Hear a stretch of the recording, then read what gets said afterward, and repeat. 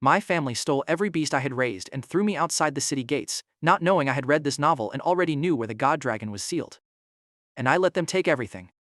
All 3 contracts, ripped from my wrist and handed to my brother Kale, while the elders nodded, and my father signed the discharge paper without reading it. I stood there with 3 empty soul slots and said nothing. Because here is what they did not understand. A tamer's limit is 3 contracts. You are never meant to go empty. But I had transmigrated into this world 3 months ago. I had read every arc, every trap, every ending. And I knew that the legendary sealed beasts in this novel, the ones nobody in this world had ever located, could only be bonded by a tamer with nothing left. 3 slots. 3 beasts. 3 seals cracking before the demon lord arrived. My family had just handed me everything. The formal hall smelled like old incense and colder stone. 2 rows of elders stood along the walls, robes stitched with the Veyr crest, faces arranged into the same practiced neutrality. My father sat at the center table. The discharge document lay in front of him, ink already drying. He did not look at it. He looked at the space just above my head, the way you look at a chair you are about to move. Kale stood opposite me, younger by 2 years, taller by an inch this month and already reaching. His arm was extended, palm up, wrist bare and waiting. He wanted this part. He had wanted it for a long time. The elder to my father's right raised a hand. The removal began. You do not simply cancel a beast contract. The bond is threaded into the tamer's soul like gold wire through cloth, and pulling it free is a physical thing. The first mark tore away from my wrist, and it felt like a burning stitch being drawn out slow. I did not flinch. I had promised myself I would not flinch. Thuganow. The gold thread of the second mark lifted, unwound, and crossed the air between us. It sank into Kyle's wrist and took hold there. His eyes flickered. Pride. Hunger. Hunger. Ticket! The third came away the hardest. It always does. That was my oldest bond, my first, and for 1 heartbeat, the soul slot resisted like a root that did not want to leave the ground. Then it gave. The thread pulled loose. It floated to Kale and settled. On. And there it was, the hollow. I felt the 3 slots open inside me all at once, and it was not pain. It was a warmth going empty. Like 3 rooms in a house that had always been furnished, and now the furniture was carried out, and the rooms simply stood there with the light coming in and nothing to fill them. Most tamers spend their whole lives afraid of that emptiness. I stood in it and did not name what I was thinking. Not here. Not in front of them. Why, for the A. That was as far as I let the thought go. Behind the elders, a side door stood half open, and through it I could see the beasts. My beasts. The ones being handed over. The storm lion, mane crackling faint blue, filled the doorway with its shoulders. Behind it the silver hawk perched on a rail. Lower, near the floor, the ember fox waited with its tail curled around its feet. As the last contract locked into Kale's wrist, all 3 of them turned and looked at me. The storm lion dipped its head, just slightly, the way it used to when I came home late and it wanted me to know it had noticed. The silver hawk did not move for 2 full seconds. 2 seconds is a long time for a hawk. It should have shifted its weight to Kale the instant the bond changed hands. It didn't. It stared at me. The ember fox took 1 step toward me, small paw forward, over the threshold, toward the man who no longer owned it. Then the new bond finished settling, and it stopped mid-step, 1 foot still raised, caught between 2 masters. Kale saw all of it. He said nothing. But his jaw tightened, a small hard motion at the corner of his face, and I watched the first hairline crack run through his confidence. He had expected the beasts to be property that transferred cleanly. Instead, they had looked back at me, and he had seen it, and now he would have to wonder about it. I filed the moment away and kept my face still. They still know me, I thought, for now. My father signed nothing else. He slid the discharge paper across the table toward a waiting clerk, and he still had not read a word of it. That detail mattered. I made sure to notice it, because someday it would matter to him too. I had watched him for 3 months, since the day I woke up in this body with another man's memories and a novel behind my eyes. He was not a cruel man. That was the thing people always got wrong about Lord Veyr. He was not cruel and he was not stupid. He was tired. And he was frightened of the elders. And he had learned long ago that the easiest path through a hard room was to sign what was put in front of him and let stronger men decide the shape of things. He had signed away armies that way. He had signed away marriages. Today he signed away a son, and it cost him nothing, because he had trained himself for years not to read the papers that would cost him something. The ceremony was not angry. That was the strange part. Nobody shouted. It was my 18th birthday, and the disowning had the calm rhythm of a thing decided long ago and merely being performed on schedule. A signature. A transfer. A door. They walked me out. The city registry board stood in the public square, and the clerks were already updating my file when I got there, quills scratching in the open air where anyone could watch. People did watch. A man carrying bread stopped. 2 women slowed. A student in Academy Grey went very still. The ledger read, Aren Veyr. Contracts 0. Sponsor revoked. House affiliation removed. Someone laughed. Short, ugly, from the back of the small crowd. The student in grey did not laugh. He went pale and looked at the ground, because he understood what 0 contracts meant. It meant a tamer with nothing. It meant, in this world, a walking corpse. That was the fear this whole society was built on. A tamer's worth was his beasts, and his beasts were his bloodline, passed down like a name.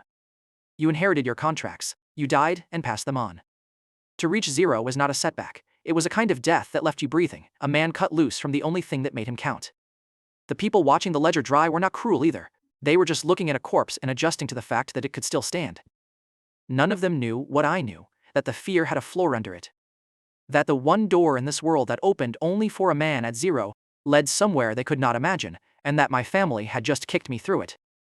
Down the far street, a formal parade was forming. The Veyr banner rose over it, green and gold, and Kale walked beneath it with the storm lion at his heel, and the elders arranged around him like a frame around a portrait. The new heir, the strong one, he did not look at me, not once. That took effort, and I respected the effort, because it told me he was still thinking about the doorway. I watched the ink on my ledger dry. And I calculated. Then I turned west.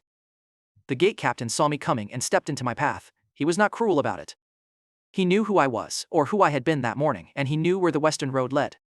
It led out of the city and into the Black Pine Wilds, and nobody walked into the Black Pine Wilds on purpose. You can't go out there, he said. There's nothing out there but dying. I held up the discharge paper, still wet at the seal. I'm not a citizen, I said. You have no authority to stop me. Read it. He read it. His face changed. A citizen he could turn back. A discharged man was not his problem, and the law was very clear about whose problem I was, which was nobody's. He stepped aside. He did not want to. He stepped aside anyway. A crowd had gathered at the gate wall by then, drawn the way crowds always are to someone about to do something final. I heard the whispers as I passed under the arch. That's the western route. The original Aren went out there, 3 years back, never came home. There was nothing left of him, nothing to bury. I kept walking, and I did not correct them, because they were right. They just did not know how right. The boy who had lived in this body before me, the first Aren, the real one, had walked out this same gate 3 years ago and died somewhere in that black forest. I knew that. I knew it better than the people whispering it, because I had read it. I had read the chapter where he died and the thing that killed him and the exact stretch of dry riverbed where his story ended. I was the replacement. I had woken up in his life 3 months ago with a novel's worth of knowledge behind my eyes, and now I was walking the road that had ended him. On purpose, because I knew something the whole city did not. 72 hours. That was the number that mattered. In 72 hours, the Demon Lord's first seal would crack, a thing this world did not see coming, a thing written into the last chapters of a book only I had read. The city behind me would go on with its parades and its ledgers, and none of them would feel the clock that had just started ticking the moment my foot crossed the gate line. I felt it start. I swear I felt it. Let me tell you what that number meant. The Demon Lord did not appear all at once. He arrived in stages, each one beginning with a seal cracking somewhere in the far sky. The first crack came 72 hours from a fixed point the novel had marked, the disowning of a nameless Veyr son on his 18th birthday. My first read, I had not understood why the book bothered to date a god's return to the humiliation of a minor noble. Then I woke up inside that noble, and I understood. The emptying of a tamer and the waking of a god were the same event, 2 threads in 1 knot, and I was standing in the middle of it. 72 hours. The city would spend them on parades. I would spend them collecting the 3 things the Demon Lord had spent 300 years keeping apart. The forest took the light almost at once, black pine grew close and tall, and the mist between the trunks never lifted, day or night. The air was colder than the season allowed, the sounds were wrong, bird call a half-beat late, wind that moved branches on the wrong side. A normal person would have turned back at the tree line. A normal person should. I did not slow down. I knew the path. Turn at the split rock. There. The boulder cloven down the middle like an axe had done it, exactly where the book said it would be.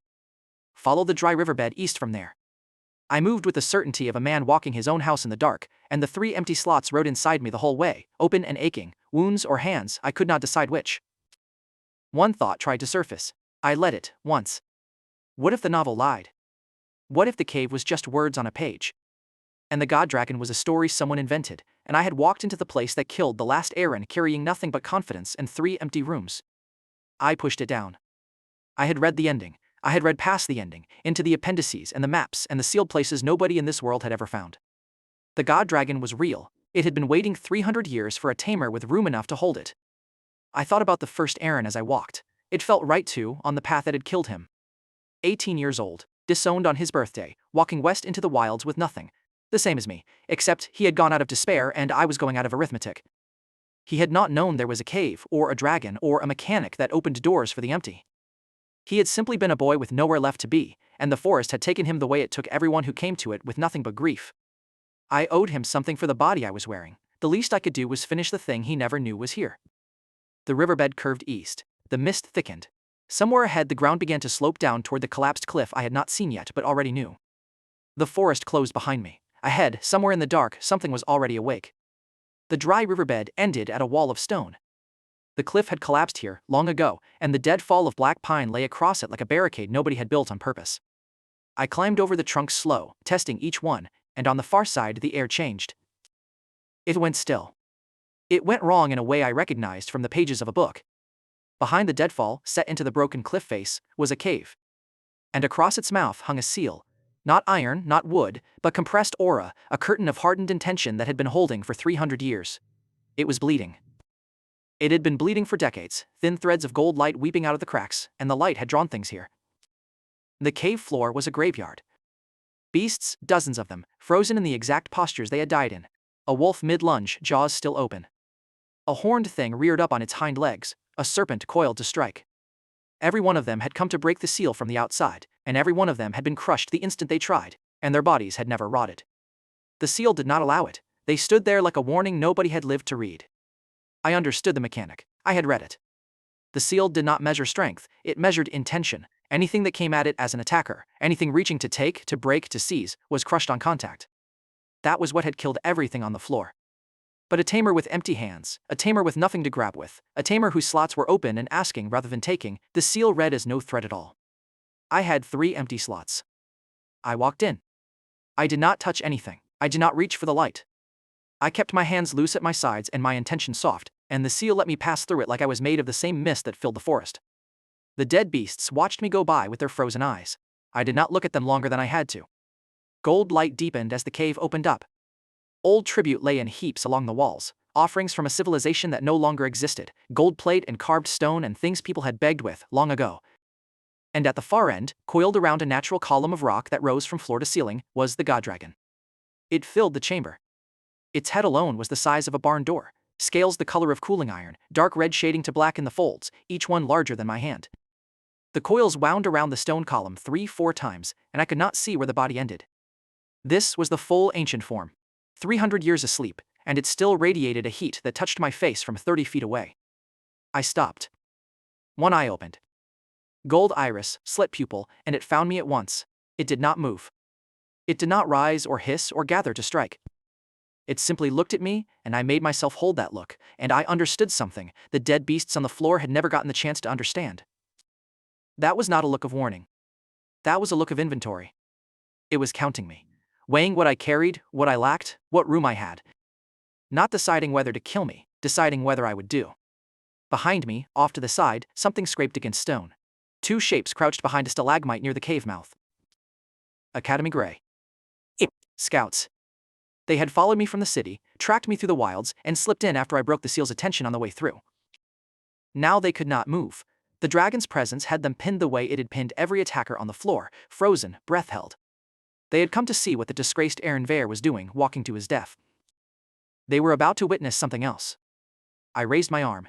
I turned my wrist so the empty slots faced the dragon. 3 of them, open, unclaimed, offered. The god dragon considered. 3 seconds.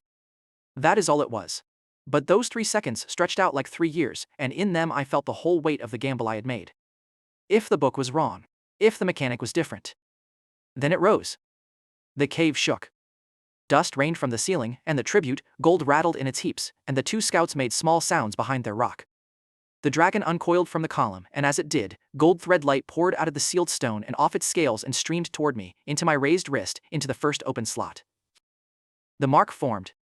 It burned going in, but it was a clean burn, and when it settled I looked down and saw script I did not recognize. Not the letters of this world. Older, angular and strange, a language nobody had spoken in a very long time, wound around my wrist in gold that did not fade. For that one instant, before anything else happened, the bond opened both ways. I felt it reach into me the way I had reached into it. It found the empty slot and filled it, yes, but it also looked the way it had looked with its one gold eye, and this time it looked inside. I felt it brush against the thing I hid from everyone. The transmigration. The novel. The knowledge that I was not the boy who was born in this body. It touched all of it, and it did not recoil, and it did not judge. It simply noted it, the way it had noted everything else, and accepted the bargain anyway. A tamer with room. That was all it had ever needed, and whatever strange thing I was did not change the size of the room. The instant it locked, the dragon's aura collapsed inward. It was not weakness. I want to be clear about that because I felt it, and it was not the beast growing weak. It was the beast choosing. The ancient form folded down, smaller and smaller, the barn door head shrinking, the coils drawing in, all that mass compressing into something it could carry through the world without leveling it. The gold light dimmed to a glow. When it finished, there was a hatchling standing on the stone where a titan had been. The size of a large dog, red scales, each one gold at the tip. The same gold eyes, undimmed, watching me from a head I could now have held in 2 hands. It shook itself once, the way a dog shakes off water, and folded its small wings against its back. It had been waiting. That was all. 300 years sealed in a cave full of the dead, and it had not been trapped. It had been waiting for a tamer with room enough to hold it. Everything that had come before me had come to take. I had come with empty hands. That was the whole difference, and it had cost me my family and my name to have it. The sealed column cracked behind it. I heard the sound run up the stone, and then the whole pillar crumbled, and the gold light that had held for 3 centuries went out all at once. The tribute heaps dulled. The gold plate that had been an offering became gray dust as the aura that preserved it failed. 300 years of value collapsed into nothing in the span of a breath, because the thing it had all been guarding was now sitting on a rock looking at me. The 2 scouts came unfrozen. They stumbled, gasping, and one of them looked at the hatchling on the stone and then at me, and I watched him do the math and lose it. He turned to run. The hatchling looked at him. It did not growl, it did not move. It simply turned its head and fixed its gold eyes on the running man, and he stopped. Both feet planted. Frozen again, but not by a seal this time. By something in his own animal brain that knew, without being told, what it was looking at. You saw nothing, I said. Or you saw an F-grade tamer with a lizard. Pick one. Neither of them answered. That was fine. They would tell the story their own way, and it did not matter which way, because both ways ended with me. I looked at the hatchling. It looked back, unbothered, expecting nothing from me and offering nothing in return, and I decided I would name it later, when there was time, when a name would mean something. It did not seem to care either way. 66 hours, roughly. I had spent the night and the walk. The clock in my head kept counting, and I needed to move. I climbed back out over the deadfall with the hatchling on my shoulder, and the wilds let me pass, and by the time I reached the tree line, the sky had gone pale with dawn. I walked out of the black forest with the light behind me and a dog-sized dragon riding my shoulder, and the same crowd that had watched me leave was still gathered at the western gate. Or, gathered again, because a city loves nothing more than the return of a man it sent to die. The silence when they saw me was worth the whole night. The gate captain came forward, and this time he did not step into my path. He looked at the hatchling. He looked at me. He looked at the hatchling again, and I could see him reaching for a rule that would cover this and finding none. I held up the discharge paper. Still not a citizen, I said. Just passing through. The hatchling yawned. A small puff of smoke curled out of its mouth and drifted up between us, and the captain took a step back from it, and I walked through the gate into the city that had thrown me out. Word had run ahead of me. That was the only way to explain the size of the crowd. A night is not long. But a city that watches a man walk to his death will send someone running the moment he walks back out of it. And by the time I reached the inner streets, the news of it was moving faster than I was. Disgraced Aren Veyr, alive. Aren Veyr with a beast. The whispers followed me the way the death story had followed me out the gate the day before, except now they had reversed. And a reverse rumor moves twice as fast as a fresh one, because people love nothing more than being wrong in an interesting direction. There was a parade on the main street. Kael's parade. The formal welcome for the new heir, banners high, elders arranged, the whole house celebrating the strength of its future. And leading the procession, main bright, was the storm lion, my storm lion. Kael rode the attention of the crowd like it was his birthright, and I walked along the edge of that same crowd going the opposite direction, and for a moment neither of us saw the other. Then the hatchling passed within 20 feet of the storm lion. The lion stopped walking. It planted its feet in the middle of the street, in the middle of the parade, and it dropped its head, lower, lower, until its muzzle nearly touched the stones. A full bow.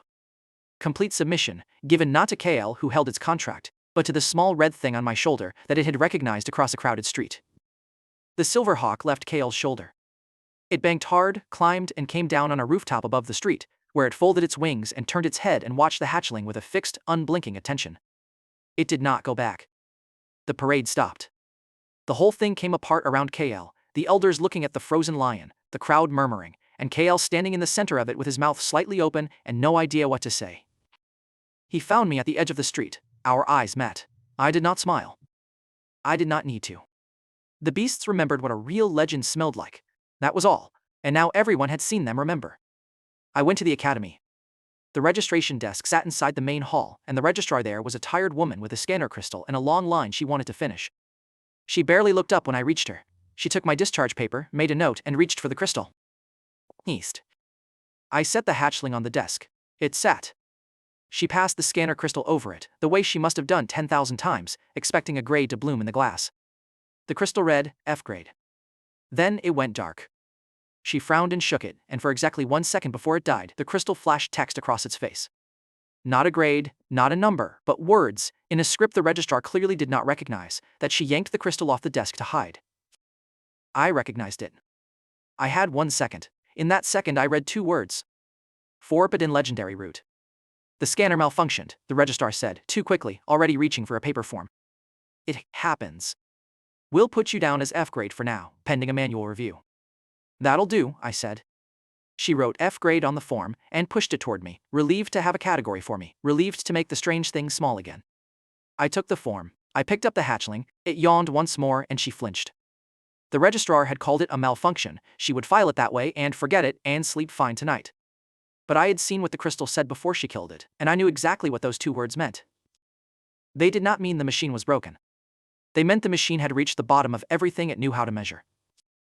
And found something older than its whole catalog, and had no honest word for it but the one it flashed before it burned out. Nobody in the current era had ever seen what was writing on my wrist, not the Academy. Not the Council. Not the Demon Lord's own scouts, not yet.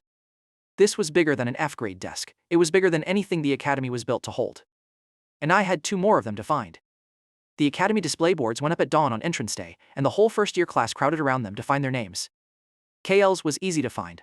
Top of the board, a grade tamer, first rank, beast strength rated exceptional, sponsored by House Veyr. The elders had made sure of it. Students clustered under his name the way people gather under a statue. Mine was farther down, much farther. Aren Veyr. F grade. Beast 1, unclassified. Special note, scanner malfunction. The note was the part that drew them, an F grade they could have ignored. A malfunction they could not. A few students laughed when they found my line. A few looked at me with something closer to pity, which was worse. And a few, the careful ones, the ones who would matter later, read the word malfunction twice and then looked at the satchel on my back where the hatchling was sleeping and said nothing. Kael's faction made a show of ignoring me. That was its own kind of attention. You do not perform your ignoring of someone who does not matter. F grade. A voice cut across the courtyard, loud, pitched to carry. They let F grade in the front door now? My father pays tuition for this? Darius fell. Minor Lord's son, B grade, now first and brain second. He had an audience and he wanted to use it, and I was the easiest target on the board. He went on about the malfunction, about trash tamers, about how the scanner probably broke from disappointment. I let him. I remembered him. In the novel, Darius Fell became the man who opened 3 restricted vault doors during the siege. The difference between a lot of people living and dying, and he did it because somewhere along the way he had learned to be brave. He was not brave yet, he was loud. But I needed him alive, and I did not need to burn him for a joke, so I let the laughter run out on its own and walked past it toward the historical registry. The Academy kept its old records in a high, quiet room that smelled of dust and cold metal. Professor Aren worked there most mornings, cataloging beast sightings that were too rare to file anywhere useful. He was old and slight and easy to overlook, and I had read enough of the novel to know that overlooking Lauren was the most dangerous mistake in the building. I came to find the God Dragon's name. I did not come to introduce myself. I knew better than that. In the novel, the students who tried to impress Laren were the ones he forgot. And the ones who came with a real question were the ones he remembered, and being remembered by Laren was a thing you wanted to control the timing of. I came with a real question, and I kept it small. Lauren was at a long table sorting reference plates, thin sheets of etched metal, each one older than the Academy itself. I asked, plainly, if the registry had anything on legendary beasts from before the founding. He did not look up. He gestured at a shelf. I found it faster than I expected. A plate near the bottom, corroded at the edges, and etched into it a dragon coiled around a column. The pose was familiar. The mark on its brow was more than familiar. It was the exact script now wound around my wrist. Laren spoke without turning around. Karos the Lost God. He said it flatly. The way you read a label you have read 100 times. Sealed in the Black Pine Wilds approximately 300 years ago. The current era considers it mythological. A story to frighten children who wandered too far west. I said nothing. I had my answer. Karos. That was the formal name, the one the plates and the professors used. I would never use it. To me it was the hatchling asleep in my bag, and calling it by a dead priesthood's title felt like calling a friend by his court records. Laren set down the plate he was holding. He turned, and he looked, not at my face, but at my wrist. The sleeve had ridden up. The mark showed. He looked at it for a long time. His expression did not change. That was the frightening part. There was no gasp, no widened eyes, nothing a lesser man would have given me. Just a slow, quiet recognition, like a man confirming a number he had already suspected. Come find me, he said, after the trial week. Not a demand. Not a threat. An appointment. He turned back to his plates as if the conversation had already ended, and somehow that calm was worse than any accusation could have been. He knew something. He might have guessed more than I wanted anyone to guess. And he was in no hurry at all, which meant he was certain I would still be here after trial week, and certain I would come. I left before he could decide to say more. Trial week began the next morning at the root board. Students picked their trial routes off a great map hung in the main hall, and the choosing told you everything about who thought they were. The elite route ran up the mountain, high difficulty, high reward, the path that made careers. Everyone with an A or B beast took it. KL took it first, of course, and his faction after him, stacking their names up the mountain like they were already at the summit. I studied the map. I picked the ravine. A murmur went through the hall. The ravine route was the low path, the safe path, the one you took if you were afraid. The coward's route, they called it. Low difficulty, low reward, barely worth the walk. Choosing it was as good as announcing you had already given up. Even his route is F grade, Kyle said, loud enough for the hall. His faction laughed on cue. I let them. Here is what the hall did not know. The ravine had a dragon heart ember vein running through its lower reaches, a rare demon-tainted mineral that drew corrupted creatures the way blood draws flies. The novel's final chapter had mentioned it in a single line, an aside about where the siege forces first gathered. It meant nothing to anyone in this world. It meant everything to me. The hatchling did not eat meat, did not eat grain, did not eat the tribute the Academy offered its beasts. It ate demon cores, and the ravine, the coward's route that made them laugh, was going to be full of them. I walked in alone. One other student had chosen the ravine too, gotten lost within the hour, and I did not go looking for him. The mist here was thinner than the wilds, but the wrongness was the same, and I followed the vein down by the heat that came off the stone. The other student who had chosen the ravine was somewhere behind me, lost, and I let him stay lost, which sounds colder than it was. He was in no danger on the upper path. The danger lived lower, where I was going, near the heat, and taking him with me would have meant explaining a hatchling that ate demon cores to a witness I had not chosen. I had enough witnesses. So I went down alone into the warmth of the ember vein, and the mist thinned. And the stone under my boots began to glow faintly orange at the seams, and I followed it the way you follow a smell you have read the description of but never breathed. The first tainted creature found me before midday. It came out of a side crevice, wrong-limbed and glowing sick orange at the joints, a beast that had gotten too close to the ember vein and been changed by it. In its chest, under the skin, I could see the core, a knot of dark light, the corruption's heart. The hatchling woke up. It climbed out of my satchel, walked down my arm, and looked at the tainted creature with the mild interest of a dog noticing a dropped scrap. Then it launched. It crossed the gap between us in one motion, and it did not fight the creature so much as unmake it. It bit into the chest, took the core out clean, and swallowed it the way a dog swallows a treat. Casual. No wasted motion. The tainted creature dissolved.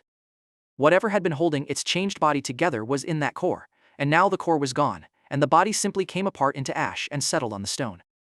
The hatchling licked its jaws and looked at me, expecting nothing, and climbed back up my arm to sleep. Far above me, in the Academy's main hall, the trial leaderboard was updating in real time, and I would learn later exactly what that had looked like. My name had been at the bottom, unranked, the F grade with the malfunction note, a curiosity nobody watched. Then a number appeared next to it. Purification points, 600 of them all at once, for the clean removal of a demon-tainted core, a score most students would not reach in the whole week. My name jumped the board, past the mid-ranks, past the B grades on the mountain. To third. The hall, I was told, went strange. Who is F grade? Someone said. Why does the F grade have 600 purification points? Kale's name still sat at the top. He still led. But the gap had closed in an afternoon, on the coward's route, and everyone in that hall had just watched it happen and had no way to explain it. I did not care about the ranking. I want that understood. The leaderboard was a tool, nothing more. A way to be visible enough that the academy could not quietly expel me, and invisible enough that no one looked too hard at how I scored. Third was almost too high. Third drew eyes. I had let the hatchling eat one core too many, and now the hall was asking questions I could not afford to answer. And I made a note to feed it more carefully after this, out of sight, on the low path where the cores were plentiful and the witnesses were not. I kept walking the vein. The path forked, and from the left fork came a sound I recognized, a beast panicking, and under it, a human voice trying not to. Darius fell. He had wandered off his own route, into the ravine's edge, and found a demon-touched beast his B-grade lizard could not handle.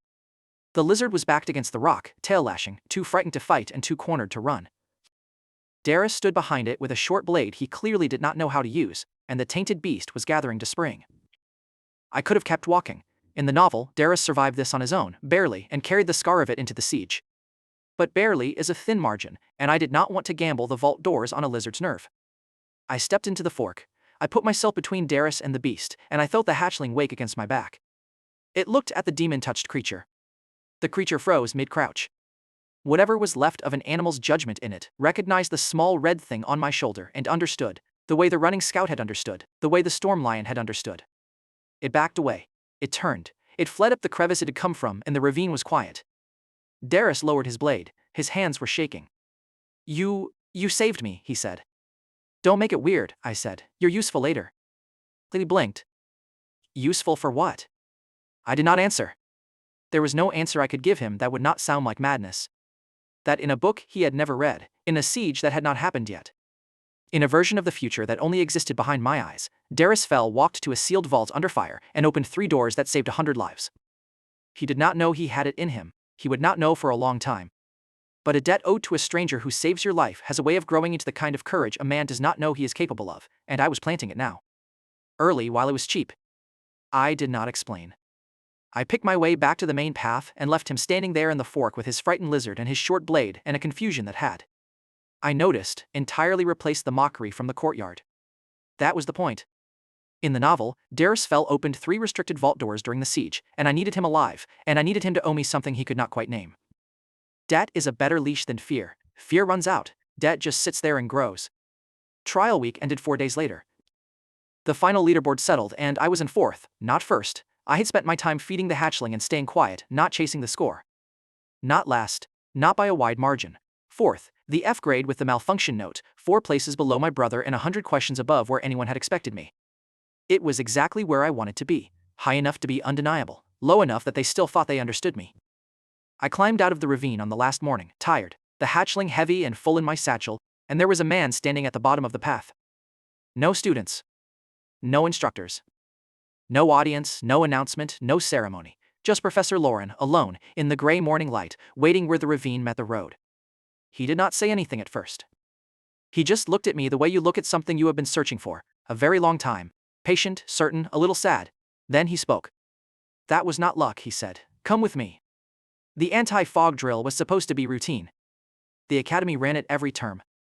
A sealed training jar of demon fog, cracked open inside a controlled test ring, and the students' beasts made to hold formation near the edge of it. The point was not to fight the fog.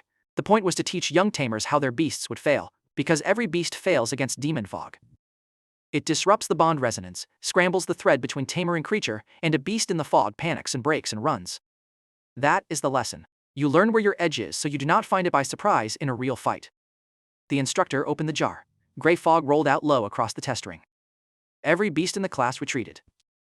The lion cubs and the hunting cats and Darius Fell's B-grade lizard, all of them, drawn back to their owners' sides on instinct, hackles up, refusing the fog line. The instructor started to narrate it, the way he did every term. This resonance disruption is normal. The hatchling walked forward. It climbed out of my satchel, dropped to the ground, and crossed the ring toward the fog with the easy stride of a thing going to dinner. The instructor stopped mid-sentence. Nobody briefed. The hatchling reached the fog line, put its head down, and started to eat. It ate the fog the way it ate cores, casually, completely. The gray rolled toward its mouth and vanished, and the low cloud thinned and shrank, and in the space of a minute the test ring was clear. The hatchling finished, licked its jaws, walked back to the center of the ring, sat down, and yawned. A student near me whispered it out loud, because someone had to. Did it just eat the fog? I said nothing. That was going to be a problem. Not the fog eating. The fog eating was the most useful thing my beast could do in a world about to drown in that exact fog. The problem was the witnesses. A cave full of scouts, a leaderboard full of purification points, a parade full of bowing beasts, and now a whole class watching a hatchling clear a test ring that no beast in the current era could enter. Word travels. Word had already traveled. And somewhere at the far end of all that word was a demon lord scout who would eventually hear that a tamer in the Western Academy had a beast that ate the fog. And would want to know why. I collected the hatchling and did not answer the questions. Here is the thing about witnesses. Each one is a small leak, and small leaks do not matter until they meet. A scout in a cave, a crowd at a parade, a leaderboard, a class at a drill, on their own, each was a story that could be laughed off, a rumor a noble house could bury. But they were all leaking toward the same sea, and somewhere out past the edge of the map, in the dark the demons listened from, those leaks were going to pool into a single shape. A tamer in the west, a beast that eats the fog. 3 marks nobody can read. I could not stop the leaking. All I could do was move faster than the pool could fill, and reach the other 2 seals before the thing at the bottom of the dark decided to come and look at me itself. Professor Laren's review room was small and buried and full of the same old reference plates from the registry, stacked on every surface. He had brought me here after the ravine and told me nothing, and now, after the drill, he sent for me again.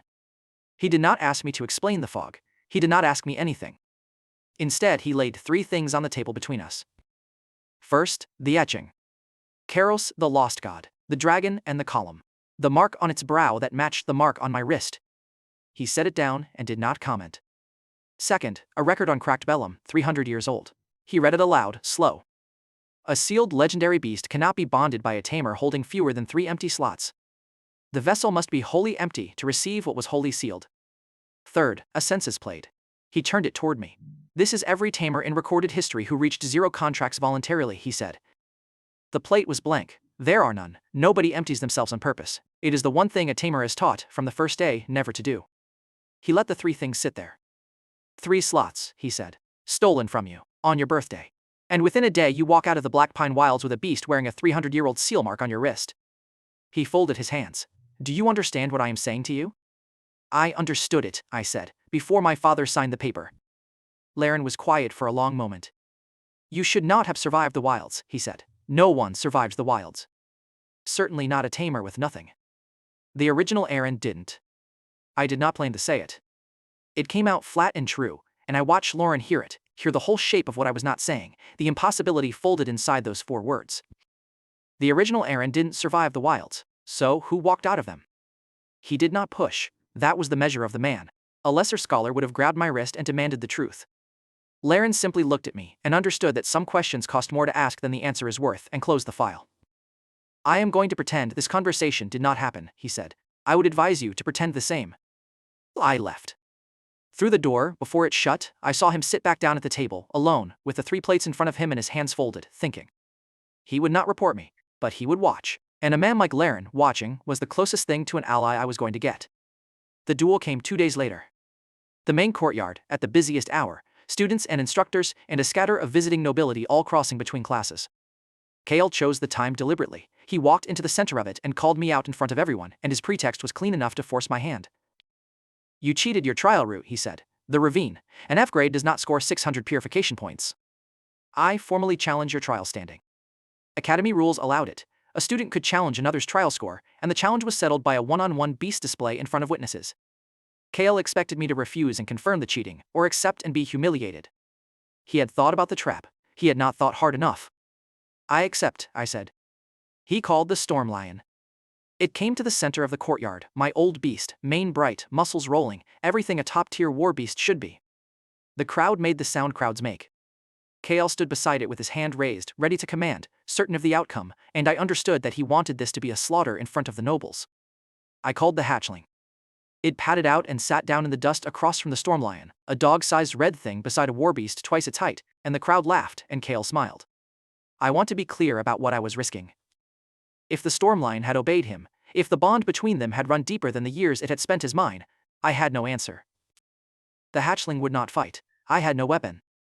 I would have stood in that courtyard and been mauled in front of the nobles. And KL would have won cleanly, and every league I had been racing would have pooled into the story of an F grade who got what he deserved.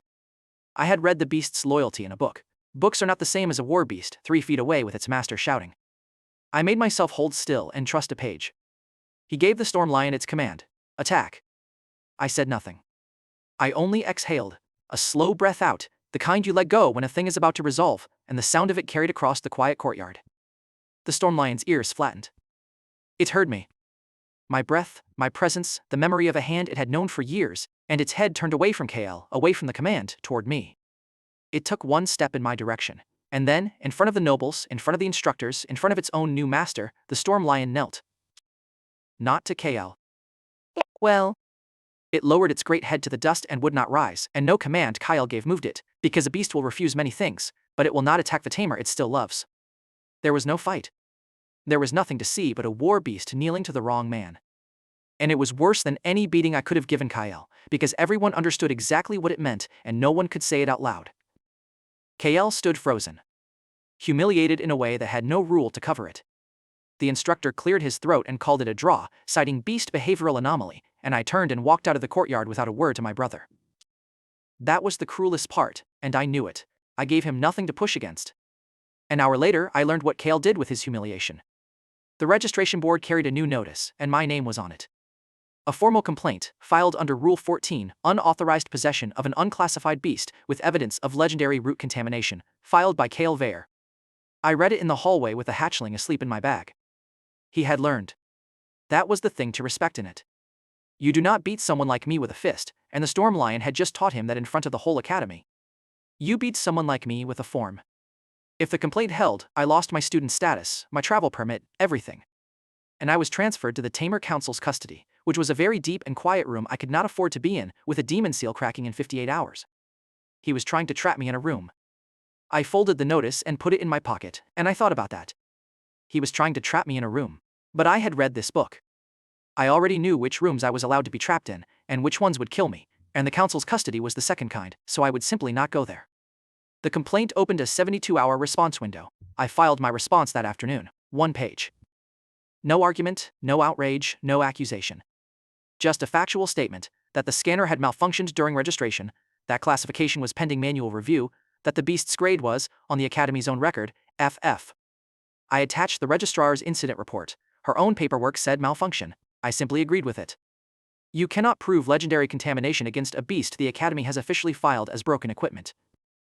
Then I went back to studying maps. He was trying to trap me in a room. I had already chosen the ones I could survive. The elite class offer arrived the next morning, and it caught me off guard because it was real. Not from KL. From the instructor committee, formally on their own initiative.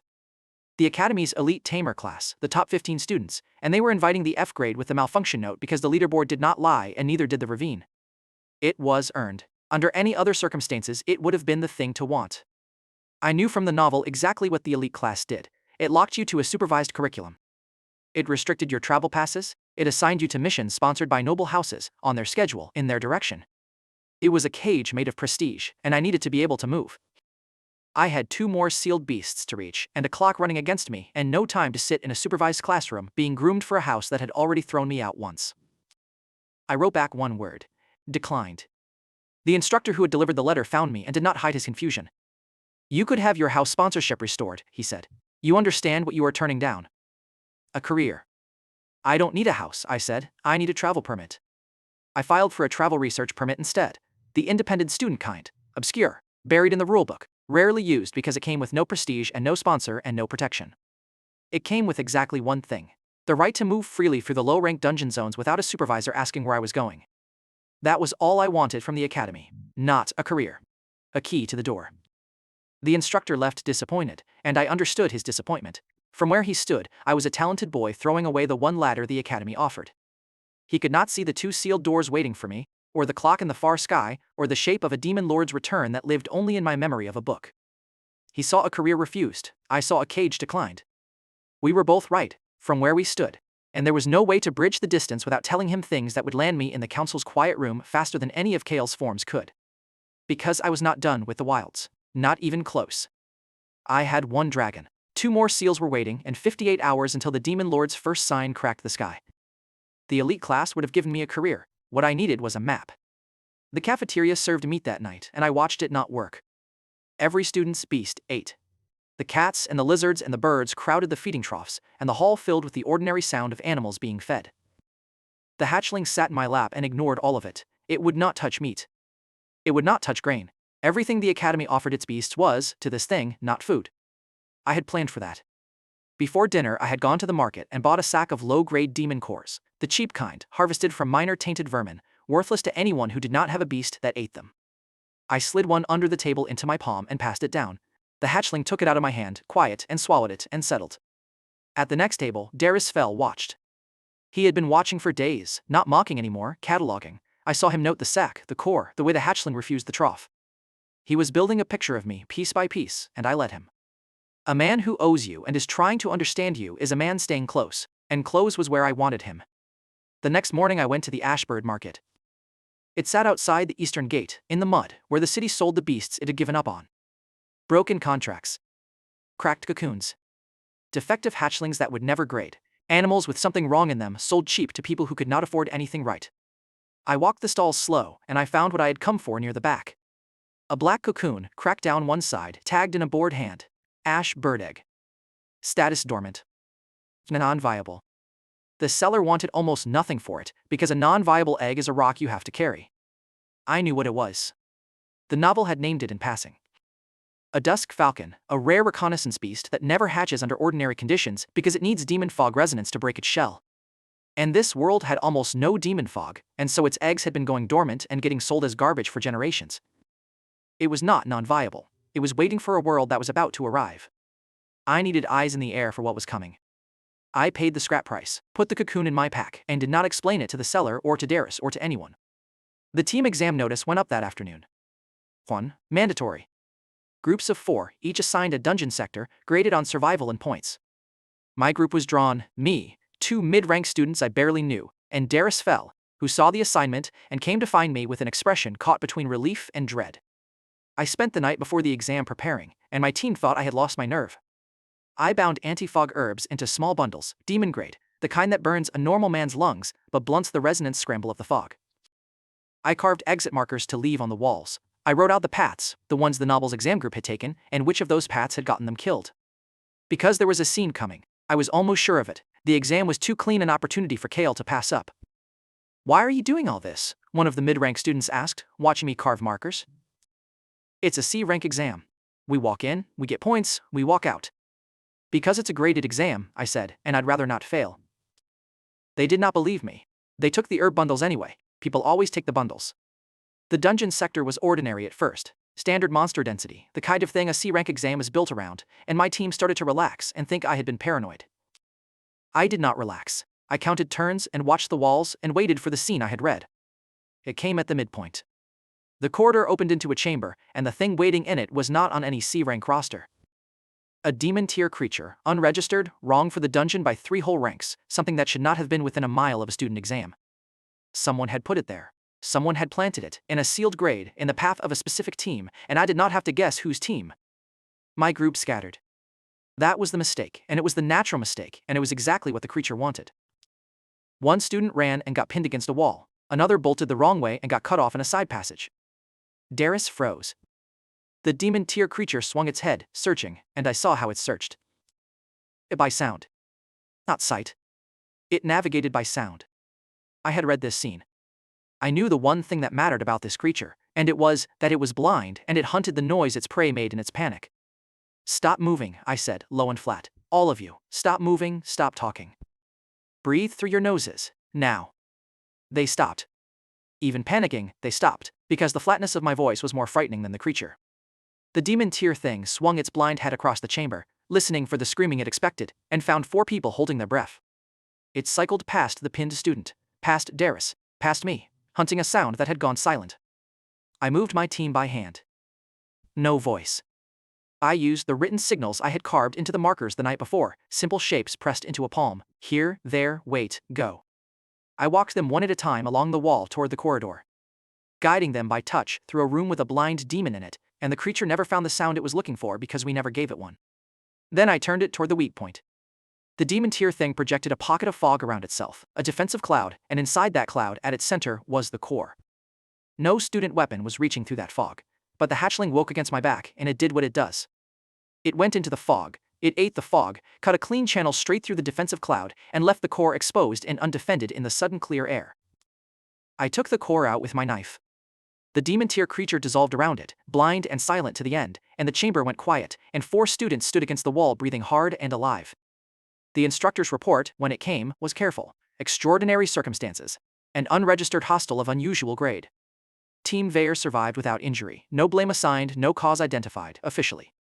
The academy did not want to say out loud that someone had planted a demon in a student exam, because saying it out loud raised the question of who, and the answer had a noble house attached. The 2 mid-rank students had no such caution. By nightfall the whole academy had a version of the story, and the version was, Aren soloed a demon boss with a trash dragon. It was not accurate, but it was close enough, and it traveled fast. Ihil heard it. His face, I was told, did not change at all when he heard it. That was worse than rage. Rage would have meant I had surprised him. The still face meant he had planted the creature himself, and he had heard that it failed, and he was already thinking about the next thing. Darius told a different version, and his was the one that scared people. The dragon ate the fog, he said, and Aren never even raised his voice. Somehow the calm was more terrifying than the solo. A man who kills a demon by shouting is brave. A man who does it by lowering his voice is something else. I used the momentum before it faded. Academy rules let students form survey groups with 2 members and a charter, and a chartered group carried legal travel passes to every C-rank zone and below, no supervisor required. I filed the papers that week and named it the Wild Survey Group. Darius joined, he owed me, and he had stopped pretending otherwise. 1 other student joined out of pure curiosity about the fog-eating dragon. 2 members. Charter granted. And with it, the freedom to walk into any low-rank dungeon in the region and call it research. A Veyr house elder, visiting the academy that day on other business, noticed the filing. I saw him notice. I filed it away with everything else and did not slow down. The Ashblood Mine was a C-rank dungeon 2 days travel out, flooded in its lower levels, and I led the survey group into it with a purpose none of them could see. The upper floors were routine. We took a few points, made it look like research, and I brought us down. 2 floors below the floodline, in a submerged subchamber, the dungeon board had posted a warning I had come a long way to ignore. Sealed gate? Do not approach. It stood underwater at the far end of the chamber, an iron gate gone black with age, and across it hung the same kind of compressed aura seal I had walked through in the wilds. My team read the warning and stopped. I did not. Wait here, I said. Both of you, whatever you hear, wait here. Darius opened his mouth to argue and closed it. He had learned that much. I waited to the gate and I held out my wrist. 2 empty slots. 1 dragon mark, 1 hollow, 1 hollow. The gate read them. That was the whole mechanic, the same as the cave. The seal was not built to keep the strong out, it was built to open for a specific kind of tamer, one carrying exactly what I carried, open slots that asked instead of took. The aura across the iron flickered. Then the water began to drain inward, pulled through the opening gate into the chamber beyond, and the seal parted, and I walked down alone into the dark. The chamber below was dry and old and deep. Coiled in the deepest part of it was the second one. Not as ancient as the god dragon. I could feel that at once, a younger and rawer thing. Serpentine, massive, blue-black scales that drank what little light there was, and along its spine ran veins of silver lightning that pulsed slow, on and off, like a heartbeat you could see. Its eyes were shut, and it was hungry. The moment the gate opened and the outside touched it, it woke, and the hunger came off it in waves, a starving, restless, quick thing that had been sealed with its appetite intact. I held out my wrist. The bond was nothing like the first. The god dragon had considered me for 3 long seconds, weighed and inventoried and chosen. This one did not consider. It read the open slot and it moved, fast, like water finding the low place, and it poured into the empty slot before I had finished offering it. Immediate. Total. A second mark burned onto my wrist beside the first, a different script, tangled and branching, like a fork of lightning frozen mid-strike. It collapsed to hatchling form as it bonded. Smaller than the god dragon, sleeker, built for speed, blue-black scales, silver eyes, a restless whip of a tail that never quite stopped moving. It was on my shoulder before I understood it had moved, and it was already looking for the next thing to eat. 2 floors up and a chamber over I would learn, the god dragon hatchling had gone still at the exact moment the bond completed. It lifted its head, looked toward the sealed gate through 2 floors of stone, held that look for 1 second. And then went back to eating the core in front of it, satisfied, as if it had felt a brother arrive and found the news unremarkable. And I felt something as the second mark settled beside the first, a hint of the thing I had never told anyone, the reason I had come. 2 marks on 1 wrist should have sat separately, 2 contracts held by 1 tamer, no more connected than any 2 beasts a person might own. They did not sit separately, they leaned toward each other. There was a pull between them, faint but real, like two halves of a broken thing recognizing the break. The novel had a word for that pull, buried in its last pages, and I would not let myself think the word yet. Not with one slot still empty, not until all three were home. But I felt the pull, standing in the drained dark with lightning cooling on my wrist, and it told me the book had not lied about the biggest thing of all. I climbed back up through the draining chamber and out through the gate. Darius was waiting at the floodline, exactly where I had left him, pale and rigid. "What was in there?" he said. It was not really a question. "What was down there, Aren?" I held up my wrist. 2 contract marks now, the ancient script of the first, and beside it the tangled lightning of the second. Darius stared at them like a man reading a sentence he could not finish. I had already chosen the name on the walk-up. The novel never gave this one a name. It was a footnote, a sealed thing behind a gate. The original story never opened, because the original Aren died before he ever reached it. That made the name mine to give. "Kareth," I said. "I'm calling it Kareth." I do not know exactly where the name came from. It was not in the book.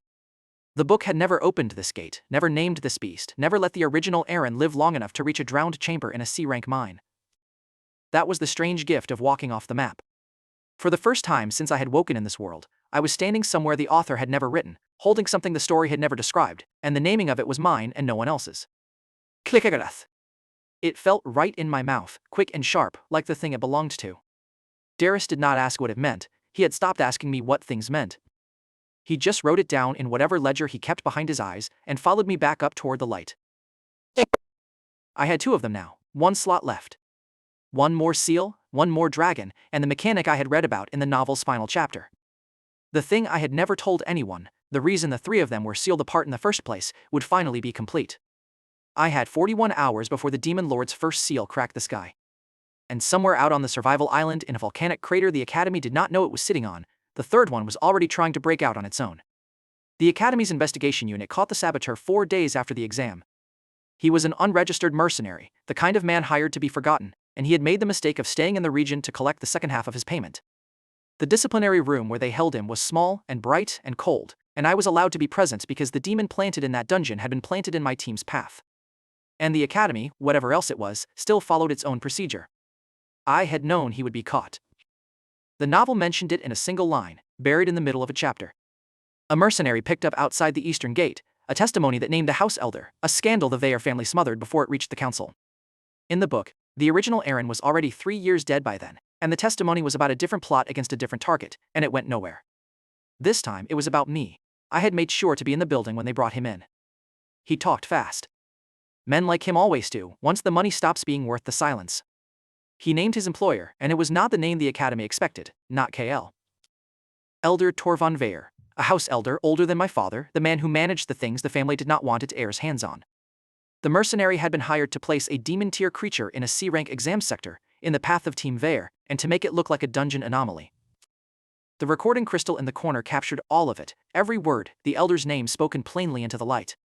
It proved the thing everyone had suspected, and no one had wanted to say.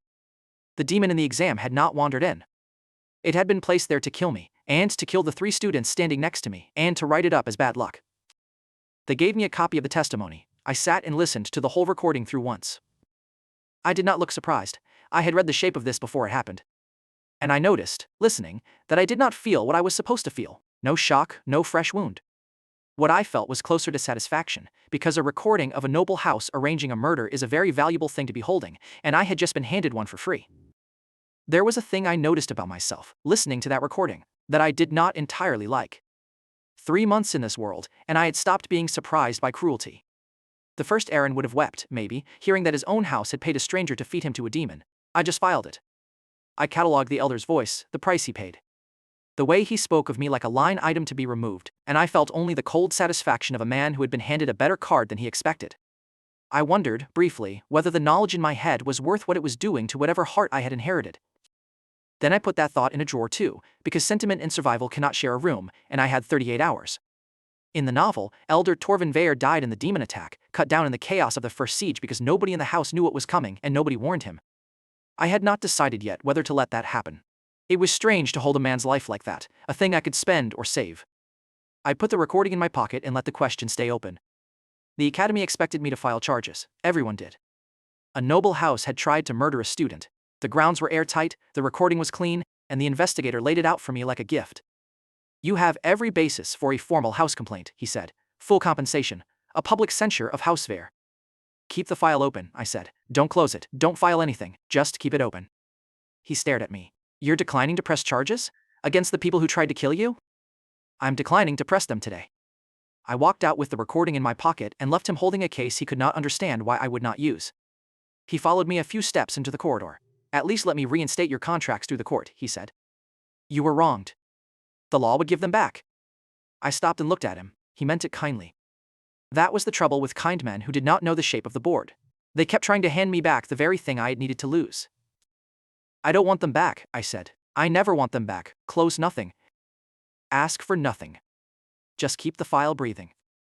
He did not understand, and I did not have time to teach him, so I left. Here was the arithmetic he did not have. Charging the Veyr house now would open a formal hearing, and a noble house hearing in this world took 6 months at the fastest, 6 months of depositions and countersuits and elders closing ranks. I did not have 6 months, I had 38 hours. The recording, spent now, bought me a lawsuit I would not live to finish. Kept in my pocket, unspent, it bought me something better, a leash. As long as I held it and did not use it, the Veyr house had to wonder every single day whether today was the day I used it. A lawsuit is a weapon you fire once. A recording you refuse to file is a weapon you get to point forever. My father came to the academy that evening. No announcement. No escort. He appeared in the guest wing and made his way to my dormitory door and knocked. And when I opened it, Lord Veyr was standing in the hall looking like a man who had rehearsed something and forgotten it on the way up the stairs. He had brought 2 things. A formal house reinstatement document, sealed and signed, ready to make me a Veyr again. And beneath it, 3 folded contracts. My 3 original beasts, the Storm Lion and the Silver Hawk and the Ember Fox, which Kale was supposedly willing to return to me as a gesture of the family's goodwill. That last part was a lie. I knew it the way I knew the mark on my wrist. Kale would sooner burn the contracts than hand them back, and my father knew it too, which meant my father was standing in my doorway offering me something he did not have. I looked at the 3 folded contracts and felt nothing move in me at all. That surprised me a little. 3 weeks ago the sight of them being torn from my wrist had been the worst moment of a life I had inherited. Now they were paper. The Storm Lion had bowed to a thing on my shoulder in the middle of a parade. The Silver Hawk had left Kale's arm to watch it. Whatever these contracts were worth on the day they were stolen, the market had moved, and my father was arriving with an old price on a thing I had already sold. Come home, he said. Kale overstepped. I have spoken to the elders. The house will correct it, all of it, and this, he lifted the reinstatement paper, makes it as though the ceremony never happened. I studied him in the doorway before I answered. This was the man who had signed my discharge without reading it, and now he had read something. Read the parade, and the leaderboard, and the whispers, and whatever the elders were saying behind closed doors about the disgraced son who kept turning up impossible. He had read enough to be afraid. It had taken fear to move him. Not love, not guilt, not principle. Fear of what I was becoming had done what none of the softer things ever could, and had carried him up the guest wing stairs alone in the dark with a lie in his hands. KL was not with him. KL did not know he was here. That was the whole of it right there if my father had been able to see it. He had come alone and in secret to undo a thing he had done in front of 2 rows of elders, and he had come not because he was sorry but because he was afraid. I looked at the documents on his outstretched hands. Then I looked at my own wrist. 2 contract marks now, the ancient script and the tangled lightning, gold that did not fade. Then I looked at my father's face. I took the papers, I put them on the small table by the door. And I slid them back toward him, unopened. Those contracts are worth less than nothing to me now, I said. You should understand that before you offer them again. And Kyle didn't overstep, he did exactly what you built him to do. You raised him to take, and you raised me to be the thing he took from, and then you signed the paper without reading it. That wasn't a mistake. That was the design working. Aren.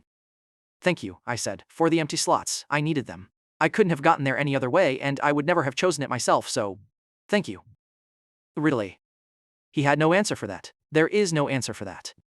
I held the door open, and I waited, and after a long moment my father took his papers and stepped back into the hall. He looked smaller out there than he had at the center of the ceremony room, smaller than the man who had signed my life away without a second glance. The hallway light was not kind to him. He did not look like a lord. He looked like an old man who had come to buy back something he had thrown out for free and found the price had changed. He left.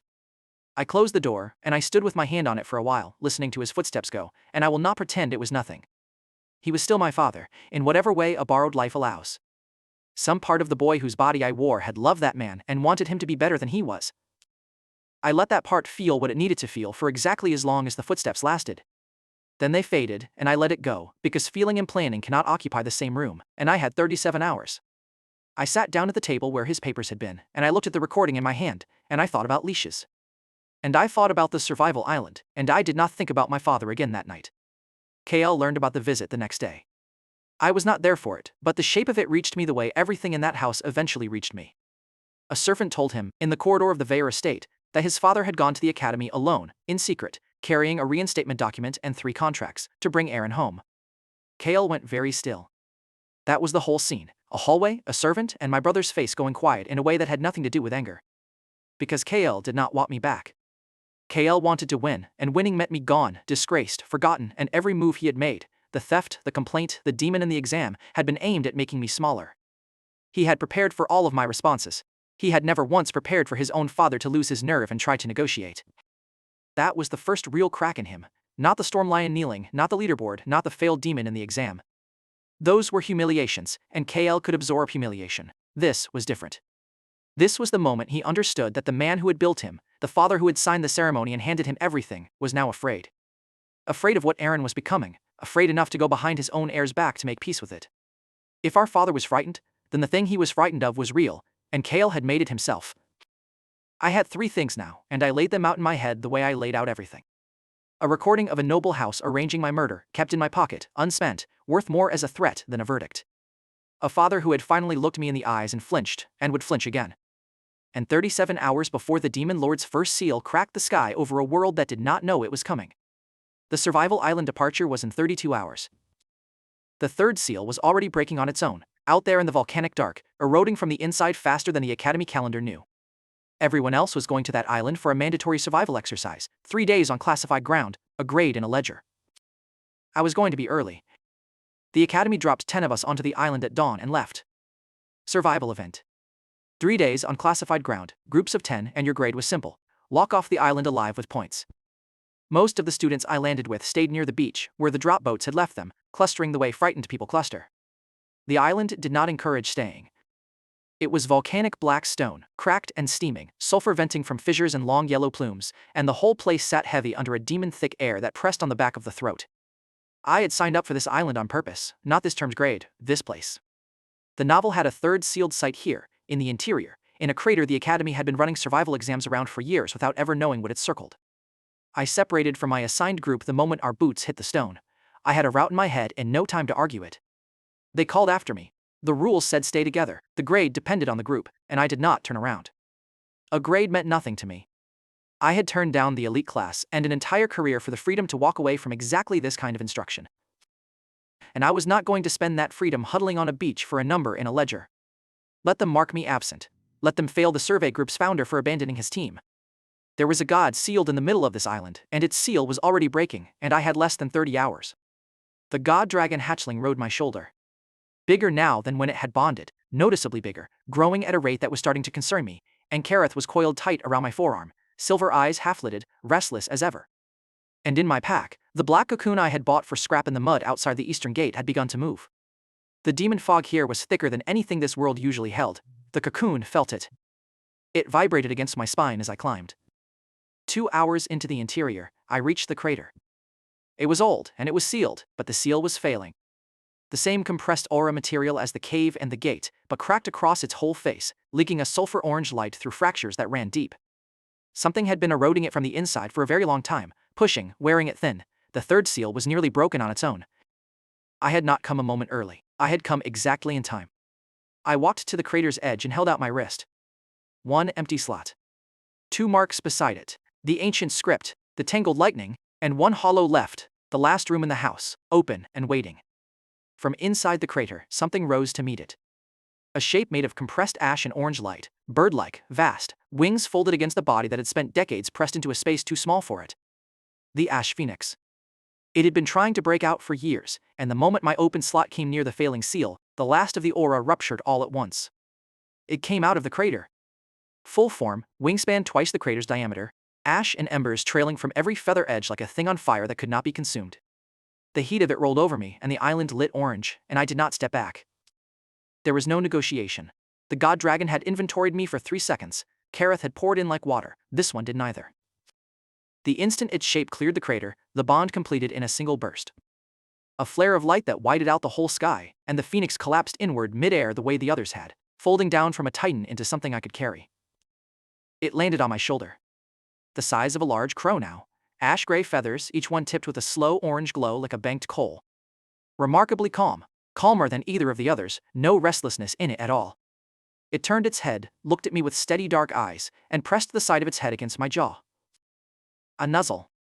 After decades trying to claw its way out of a crater, it settled onto my shoulder and leaned into me like it had been mine all along. The god dragon and Kareth both turned to look at the new arrival, neither moved toward it. They simply regarded it, the way you regard family arriving late to a house you all already share, and then went back to what they were doing. That was the moment I felt the thing I had read about and never quite believed. With the third slot filled, the three of them settled into something. Not a formation, not a chain of command, but a resonance, a low harmony running between the marks on my wrist that had not been there with only two. They were not three beasts I happened to hold, they fit. They fit the way three notes fit into a chord, and the chord was older than any of them, and I was the string it was being played on. I did not understand yet what the chord was for. I only knew that the instant it completed, something a very long way away went quiet and turned to listen. 3 contract marks on my wrist, 3 different scripts, 3 languages nobody in this world could read. The last slot, full. And in my pack, the cocoon hatched. The phoenix's eruption did it. The burst of demon-touched fire was the resonance. The dusk falcon's shell had been dormant for generations waiting to feel. The cracked black egg split, and a wet, matted, sticky chick pushed its way out into the orange light, blinking, ugly, alive. It looked up at the phoenix on my shoulder and made a small, thin sound, and the phoenix looked back down at it, unbothered. My reconnaissance beast. My eyes in the air, hatched by a god breaking out of a mountain. I would let it dry and learn its wings later. For now, I tucked it against my chest. 3. I had all 3. Every slot full of something that had been sealed away for centuries, waiting for a tamer empty enough to hold it. Whatever came in the next 30 hours, whatever the demon lord's cracking seal brought down on this world, at least I was not empty anymore. I would never be empty again. I turned back toward the extraction point, and I crossed paths with Sion Aldrace. I knew him at once. Noble air, silver-blooded, the face the novel had built its whole spine around. Sion Aldrace was the original protagonist, the chosen hero, the one the story was supposed to follow, the boy destined to unite the tamers of the world against the demon lord. I knew his entire arc. I knew his triumphs and his allies and the exact moment, in the second siege, where he died with his beast in his hand, and the war turned dark for a generation. He did not know any of it. He knew only that he was strong, and that rumors had been coming off the Western Academy about a fog-eating dragon and a tamer who killed demons by lowering his voice. He challenged me. Of course he did. That was in his blood, the reflex to test the strong thing that appeared in his path. His beast was a weapon. Legendary tier, rare beyond rare, it manifested not as an animal but as a sword, a long blade of pale light that settled into his hand as if it had grown there. My hatchlings do not fight.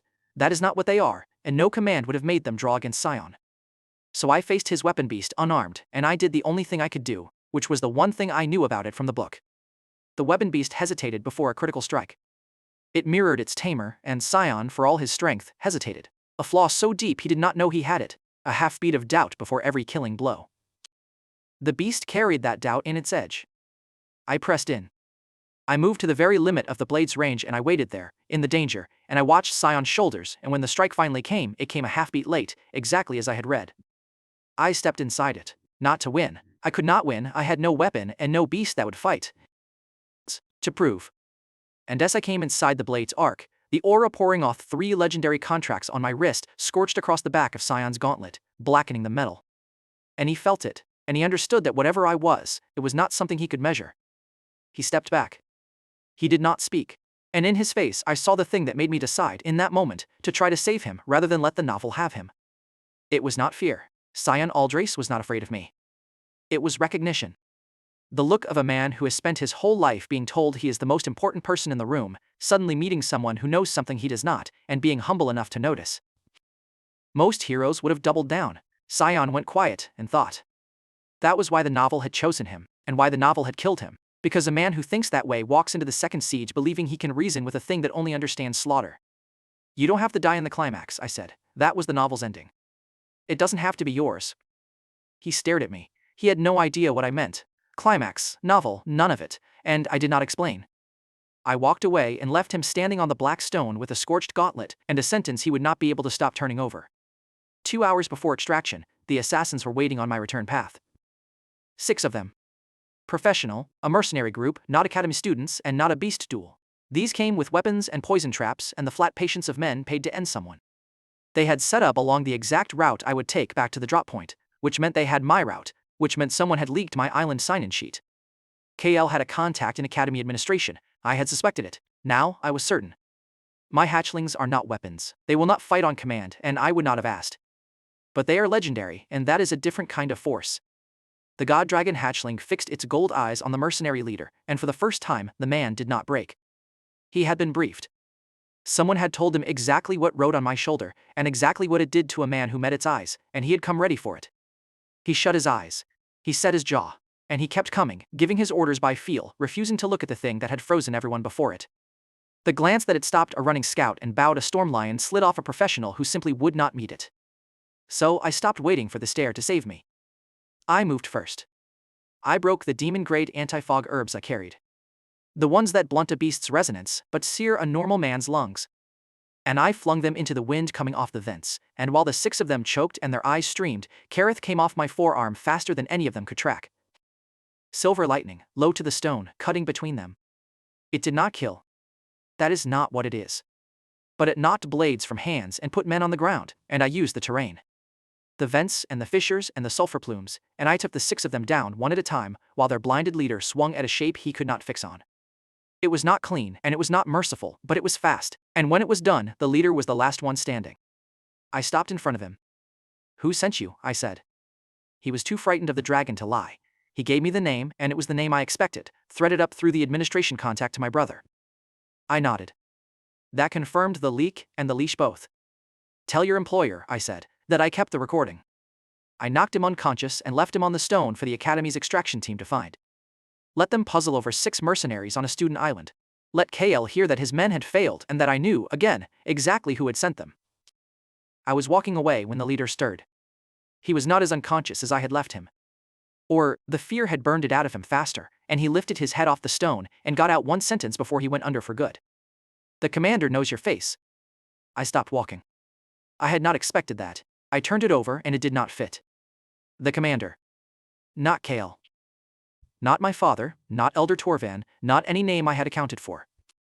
A commander who knew my face, on an island the Academy classified, spoken by a dying mercenary who had no reason left to lie. Not Kale. Not my father. Someone else entirely. 27 hours before the Demon Lord's first seal cracked the sky, and a demon commander already knew who I was and what I carried. The 3 marks on my wrist were not just 3 beasts. They were a signal, a beacon, lit the moment the last slot filled, broadcasting across whatever dark distance the demons listened from. And something out in that dark had already heard it. Something had already answered. The demon commander arrived at the Academy's outer gates with the first seal almost due to crack. A few hours out, by my count, no more. I felt it before the alarms sounded. A pressure across the whole grounds, a cold that had nothing to do with the weather, and the 3 hatchlings on and around me went rigid all at once. In demon sensing, 3 sealed legendary beasts bonded to a single tamer does not read like a strong student, it reads like a god waking up. That was the signal the last slot had lit, and this was the thing that had heard it. A commander, sent not to raid, but to look. Borin the Assessor. That was its name, though it did not give it. I knew it from the novel the way I knew everything, and knowing it did not make it smaller. It did not attack. That was the first surprise, and the worst one, because a thing that attacks is a thing that is afraid you might win. Borin simply stood at the outer gate, on the far side of the Academy's defensive ward, and it spoke. It spoke my name, Aren Veyr, in a voice that came from no throat, carried on the cold air over the heads of 100 panicking students. It said it wanted to see the marks. It said it had been sent to assess. Not to kill. To measure. To carry a number home. The ward flared to life along the wall, a lattice of light, and the Academy came apart in the ordinary way institutions come apart. Teachers shouting, wards being reinforced, students herded toward the inner halls in a stampede that trampled every drill they had ever run.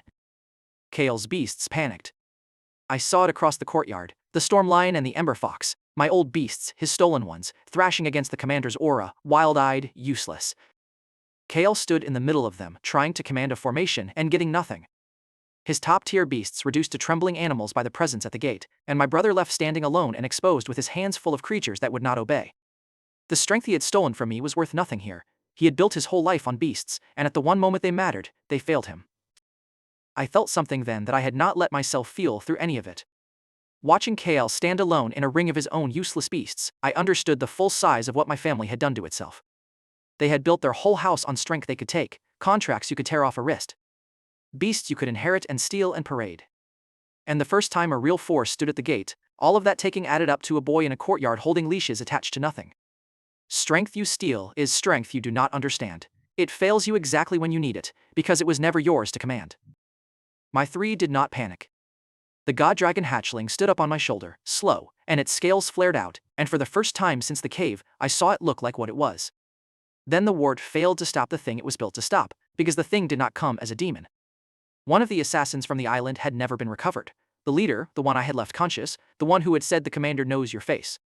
The extraction team had missed him. Voren had not. It reached across the ward line, into the mind of a human body standing just outside, and it took him. Possessed him. And a demon's spirit inside a human vessel does not read as a demon to a ward built to stop demons. The vessel walked across the ward line, through the lattice of light that should have burned anything from the dark, and the ward let a man pass because a man is what it saw. The commander was inside the grounds now, wearing a body, walking toward me. The god dragon hatchling reacted. It came off my shoulder to the ground and it stood in front of me, scales flared full, and it looked the vessel in the eyes and did not blink. That was the first time I had ever seen it look something in the eyes and not blink. Everything before this, the scouts, the storm lion, it had frozen with a glance and never had to try. This was different. This was the hatchling deciding, for the first time, that a glance would not be enough. Around us the academy was still coming apart. Somewhere a bell was ringing that no one had rung in living memory, the deep breach bell, the one that meant the ward had failed.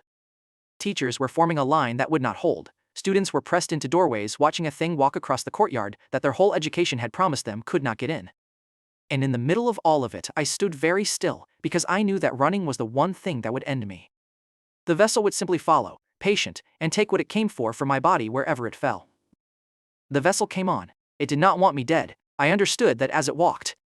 It wanted the three hatchlings, the seals, the shards, to take them by force, off my body, back to the dark. Killing me was incidental. Harvesting me was the mission. This was the part the novel never wrote, because in the novel there was no one on that wrist for a demon to want. I was improvising now, off the map, and improvising against a demon commander with 3 sealed shards it had been sent to harvest. I knew one thing the book had given me. That Voren did not fight when it could take, that it preferred the vessel intact, and I was trying to build a plan around that single fact when the choice was taken out of my hands. Professor Laren stepped in front of me. I had not seen him arrive. He was simply there, between me and the vessel, slight and old and utterly calm, and I opened my mouth to tell him to move and did not get the chance. Laren had one beast. A study beast, a theoretical tier creature, the sort most tamers laughed at, the sort you kept for reference and never for a fight. He had spent 50 years cataloging legendary creatures, every aura pattern he had ever recorded, and the beast was the repository of all of it. It could not fight, but it could replicate. For roughly 30 seconds it could project the resonance of a legendary aura it had studied. A copy, a bluff, a wall of borrowed presence that a demon commander, for 30 seconds, could not tell from the real thing. 30 seconds is enough. The vessel checked its stride. For half a heartbeat, Voren could not read whether the ancient thing standing in its path was a hatchling's protector, or a fourth legendary beast it had not accounted for, and in that confusion it struck. Hard, fast, to clear the obstacle. Laren took the hit meant to go through him, his borrowed aura shattered. He went down, folding onto the stone, and he did not get up, and blood ran dark from beneath him. Not dead, but badly hurt. Gajow. The god dragon hatchling saw Laren fall. And I made a choice. I did not run, and I did not freeze. I stepped forward, over Lauren's body and into the vessel's path, and I did the one thing a tamer can do, that no beast can ask of itself. I threw the bond on my wrist wide open, every guard down, my whole soul bared to the ancient thing folded inside the hatchling. Take it, I told it, without words, all of it. I trust you, I release you. Whatever you have been holding back for 300 years, hold it back no longer. I felt the seal crack before I saw it. There was a sound like ice giving way under a great weight, deep in the hatchling's back. In the compressed thing it had folded itself into 300 years ago, and I felt it break through the bond on my wrist like a bone breaking in my own arm. The seal on the hatchling ruptured. Not a slow expansion, not a growing, an instant.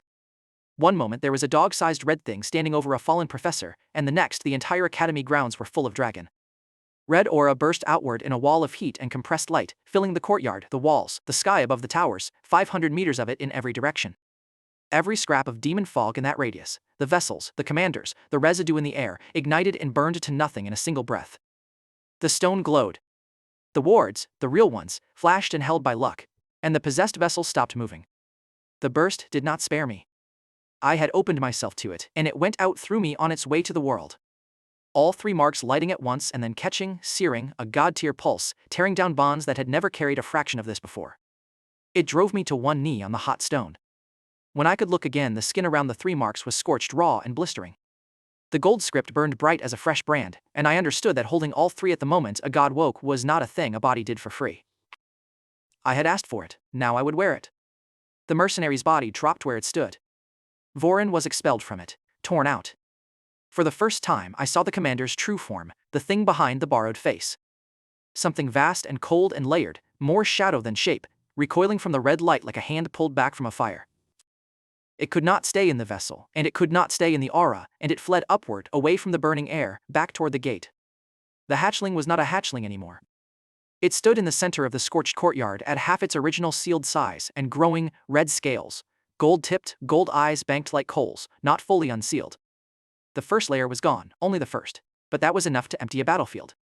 Every beast on the grounds had gone silent. Every student stood frozen where the light had caught them. And Kael's storm lion, pressed flat against the courtyard wall and shaking, lowered its head all the way to the ground. Complete submission.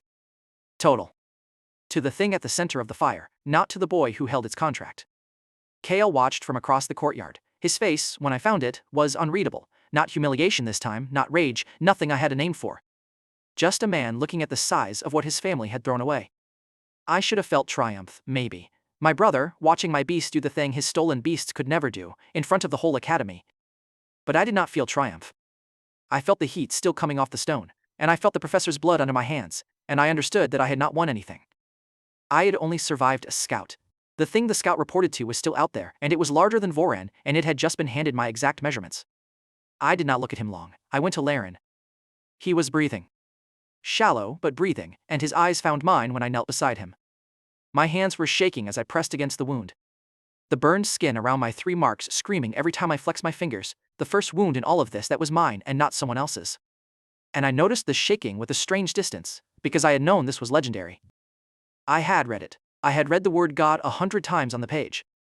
But there is a difference between reading that a god once existed, and kneeling in its light while it decides whether to show you what it is. The heat was still coming off the stone. My beast had done that because it saw an old man fall, and I did not fully understand yet what I had bonded to. Above the gate, the commander held its shape for one moment before it went. It did not attack. It had never come to attack, and a thing that comes to assess does not stay to die. It had gotten what it was sent for the moment the first seal cracked and showed it a fraction of what I carried, and now it did the disciplined thing. The patient thing, the thing that frightened me more than any attack would have. It gave up the field. It saw the three marks on my wrist clearly now, all three, lit in the red light, the ancient script, the tangled lightning, the ash and ember. It had come to assess, and now it had its number, and the number was worse than anything it had been sent to expect. It did not attack. It had never come to attack. It turned, dissipating into the cold, and as it went it spoke, not to me, not to the burning courtyard, but upward, into the air above the academy, to something listening from very far away. 3 seals, it said, he holds all 3, tell the Lord. Then it was gone. It was reporting to someone. The Demon Lord's first seal cracked 8 minutes later, 3 hours ahead of the moment I'd calculated, a fracture in the far sky that only I understood the meaning of. I looked at my wrist, 3 marks. Then I looked at the scorched place above the gate where the commander had been standing. And I thought about the part of the novel's last chapter I had never told anyone, the part I had carried alone since the day I woke up in this body. The 3 legendary beasts were never meant to be bonded separately. That was the whole secret. God Dragon, Storm Serpent, Ash Phoenix, sealed apart, hidden apart, guarded by mechanics that only opened for an empty tamer, all so that no single person could ever gather them. Because gathered, bonded together, to one vessel, they were not 3 beasts. They were the 3 shattered pieces of something the Demon Lord had broken 300 years ago, and spent 3 centuries making sure stayed broken. And I had just put all 3 of them on one wrist. I did not know yet whether carrying it would finish me, burn me out, use me up, the vessel consumed by the thing it reconstituted. Or whether it would make me the one thing the Demon Lord had always been afraid of, the reason he had shattered a god in the first place, rather than simply killing it. I did not know which. But the commander had seen. The commander had told the Lord. And whatever I was about to become, it was too late now to be anything else. I woke up on the floor of the medical wing. I had not meant to sleep. I had knelt by Professor Laren's bed some time after they carried him in, meaning to stay awake until he did, and my body had made the decision for me. I woke with my back against the frame of his cot, stiff and cold, the 3 hatchlings piled warm against my chest, and gray morning light coming through the high window. The skin around the 3 marks on my wrist was still raw, blistered and tight, aching when I closed my hand. The brand the unseal had left me, and the first cost in all of this that I had paid myself. Laren was still unconscious, breathing steady now. The academy healers had done their work through the night, and the wound that should have killed a man his age had been closed. I left him sleeping and went outside to see what the courtyard looked like in daylight. The board had been updated. After a demon commander walks through your ward and a dragon burns the sky, the academy still updates its rosters, because that is what institutions do. They file the impossible under a heading and move on. Every student's beast roster was posted, public, and mine sat where it always had. F grade. Beast, 3, unclassified.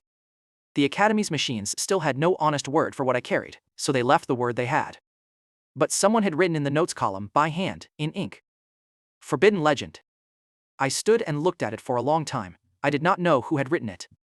I suspected Laren. It was the kind of thing he would do, quiet and certain and unsigned. But Laren had been unconscious all night and could not have. So someone else had looked at what happened in that courtyard, and reached for the only 2 words that fit, and written them on a public board where the whole academy would read them. The rumor had a name now. It would not be contained. By midday it could not be contained at all. 3 separate noble houses filed independent incident reports about the attack, and once 3 houses have filed, the academy cannot pretend a demon commander did not breach its gate. An official notice went up the chain to the Tamer Council. 1 student in possession of 3 legendary tier-sealed beasts, classification pending. Classification had never been assigned to a living student holding 3 legendary contracts, because it had never happened, because it was not supposed to be possible. The council's classifier had no category for it, so they did the only thing a system does when it meets something outside every heading it owns. They assigned the note verbatim, the same 2 words the scanner crystal had flashed before it burned out on my first day. Forbidden legendary root. I thought about that first day, standing at the registration desk, while a Taish registrar shook a dying crystal and told me it had malfunctioned. It had not malfunctioned. It had simply been the first machine in the current era to look at what I carried and reach the bottom of its knowledge. And it had flashed the only words it had before the truth burned it out. Every institution I had touched since then had done the same thing in slow motion. The academy. The instructors. Now the council. Each of them had looked at me, run out of categories, and written down the same helpless sentence. The world had a word for me now, and the word was an admission that it had no word for me. That suited me. A thing without a category is a thing without a rule, and a thing without a rule is free to move. KL came to find me that afternoon. No escort. No elders. No father standing behind him. He came alone across the scorched courtyard, and I watched him come, and I did not reach for anything, because I could see in the way he walked that he had not come to fight. He stopped a few feet from me. He looked at my wrist, the 3 marks, 3 scripts, 3 languages, gold that would never fade. He looked at them for a while. I let him look. There was no danger in it now. 3 weeks ago, KL had reached for my contracts across a ceremony floor with his arm already extended, certain that taking them made him larger. He had learned since then what taking was worth. His stolen beasts had knelt to mine and then failed him at the gate. And his father had gone behind his back to make peace with the thing he had tried to bury. And now he stood in a burned courtyard looking at 3 marks he could not read and would never be able to hold. He was not larger. He had spent the whole term getting smaller, one certainty at a time, and he had finally gotten small enough to ask an honest question. He did not apologize. I had not expected him to, and I would not have believed it if he had. He did not threaten me. He asked one question, and it was not the question I expected. Were they always supposed to end up with you? I thought about it honestly, because it deserved an honest answer. The novel did not address it. In the story I had read, the original Aren died in the wilds as a boy. And the god dragon stayed sealed in its cave, and the storm serpent stayed behind its drowned gate, and the ash phoenix wore its crater down to nothing and was never freed. The 3 of them were never gathered. The world the novel described was a world where I had failed before I began. There was no destiny in which these 3 came to me. There was only the chain of things my family had done. No, I said. They weren't supposed to end up with anyone. You made it happen, you and father both. You emptied me out, and empty was the only key that fit the locks. If you'd left me my 3 beasts, I'd have died an ordinary tamer in an ordinary house. Fate. Not fate. Huh? Kale took that in. He did not argue it. He looked at me a moment longer, and then he turned and walked away across the burned stone without another word. I watched him go. In the novel, Aren Veyr died in the second siege, cut down with his stolen beasts around him, one more casualty of a war he never understood. I did not know if that would still happen. I did not know if anything in the novel would still happen. I had changed too much of it already, pulled too many threads, saved people who were meant to die and freed things that were meant to stay sealed. The book I had read was a map to a country that no longer existed. I was walking off the edge of it now into pages nobody had written. I spent the middle of that day the way I had spent most of my time in this world, reading the board, watching the leaks pool, counting the hours. The first seal had cracked the night before, 3 hours early, and no one around me knew what the fracture in the far sky meant. Students pointed at it and speculated. Instructors called it an atmospheric disturbance and told everyone to return to their halls. I looked at it and read a countdown. The Demon Lord had begun. In the novel, the world had another few years before it understood what that crack was. Years the original characters spent unprepared, and by the time they understood, the second siege had already taken Sion and half the noble houses. I had those years in my head. That was the whole of my advantage. Not the 3 beasts, the years. Aren woke that evening. He was awake but bound to the bed, and I sat beside him, and for a while neither of us spoke. He was the one who broke it. "You have read something about those 3, he said, that I have not. I have catalogued legendary creatures for 50 years. I have never seen 3 bond to 1 tamer. I have never seen it recorded that it could be done. And yet." He nodded weakly at my wrist. "Tell me why." "There's a reason for that," I said. He waited. He was good at waiting. "The 3 of them," I said. God Dragon, Storm Serpent, Ash Phoenix. They're not 3 separate beasts. They never were. They're 3 parts of the same thing. One thing, broken into 3, and each piece sealed away in a place that would only open for a tamer with nothing left to hold it. That was deliberate. That was so no one person could ever gather all 3. Aren went very still on the bed. "The Demon Lord shattered it," I said, 300 years ago. He broke it into 3 pieces and scattered them because he couldn't destroy it, and a thing you can't destroy you hide, in pieces, behind locks you hope no one ever fits the key to. The novel called it the primordial god, sealed into 3 vessels to keep it from ever being used against him again. And the only way to put it back together, the only way to reconstitute it, is to have all 3 shards bonded, at the same time, to 1 tamer. "Which makes you," Aren said slowly, the vessel," I said, "if I let it reconstitute." "Yes." The 3 hatchlings were on the window ledge. All 3, in a row, and I realized they had been watching me the whole time I spoke. The God Dragon steady, Kareth still for once. The Ash Phoenix calm as it always was. Quiet. Patient. Waiting on me the way they had all waited 300 years for a tamer who could hold them. They had heard everything. They understood better than Aren did. "Do you intend to?" Aren asked. "Reconstitute it?" I looked at my wrist. 3 marks. I thought about the last chapter of the novel. The part written in the margins almost, the part the author had buried so deep that most readers would have skimmed past it as mythology. The vessel who gathered the 3 shards could put the god back together, but the book was not clear on what happened to the vessel when he did. There were 2 readings. In one, the vessel was consumed. A candle burned to light a greater fire, the man used up entirely in the making of the god. In the other, the vessel became the god's hands in the world, its will, the thing the Demon Lord had shattered a god specifically to prevent from ever existing. The author had left it ambiguous on purpose. I had read that passage a dozen times and I still did not know which ending was mine. "I don't know yet," I said, "but the Demon Lord does. That's why the commander was sent. He's not afraid of 3 legendary beasts, he's afraid of what they add up to. He's afraid I'll finish the thing he spent 3 centuries taking apart." The world outside the medical wing did not wait for me to decide. Within 12 hours of the incident report, 3 noble houses sent formal envoys to the academy. The Tamer Council issued a summons, not disciplinary, I noted, but a recruitment, which told me everything about how fast the ground had shifted. 2 of the envoys came from houses that, in the novel, had sat near the top of the Demon Lord's list of first targets. They did not know they were on that list. I did. I met with none of them. I had Darius Fell stand at the door and turn them away, and Darius, who 3 weeks ago had mocked me for an F grade in a courtyard, did it with a straight back and a flat voice, and I marked that too. He was becoming the man who would open 3 vault doors in a siege. He just did not know it yet. Sion Aldrace found me at the east gate. I was leaving. Pack on my back, 3 hatchlings distributed across my shoulders and forearm. The dusk falcon chick dried and blinking against my chest, and Sion stepped into the gateway as though he had been waiting for me to appear. "Where are you going?" he said. "The next seal site," I said. "There are 9 more. He blinked. 9 more what? "Places the Demon Lord doesn't want me to find." He looked at me for a long beat, the scorched gauntlet still on his hand, the sentence I had given him on the island still unfinished behind his eyes. I could see him deciding something. In the novel, Sion was meant to lead the third arc, and he had the instincts for it. Courage, loyalty, the reflex to walk toward the fire. He had only ever had the wrong information. I had the information. He had the instincts. That was not a bad trade if I could keep him alive long enough to make it. Can I come? He asked. I considered it. Then I asked the only question that mattered. Do you want to live past the second siege? He did not ask what the second siege was. He held my eyes and answered. Yes. Then stay close, I said. And we walked out through the east gate together, the original protagonist and the transmigrated reader, 3 legendary beasts between us and a demon lord's countdown already running in a sky only I could read. 3 beasts. 3 seals. 3 parts of a god that a demon lord spent 300 years trying to keep buried. I had read the novel. I knew how the story was supposed to end.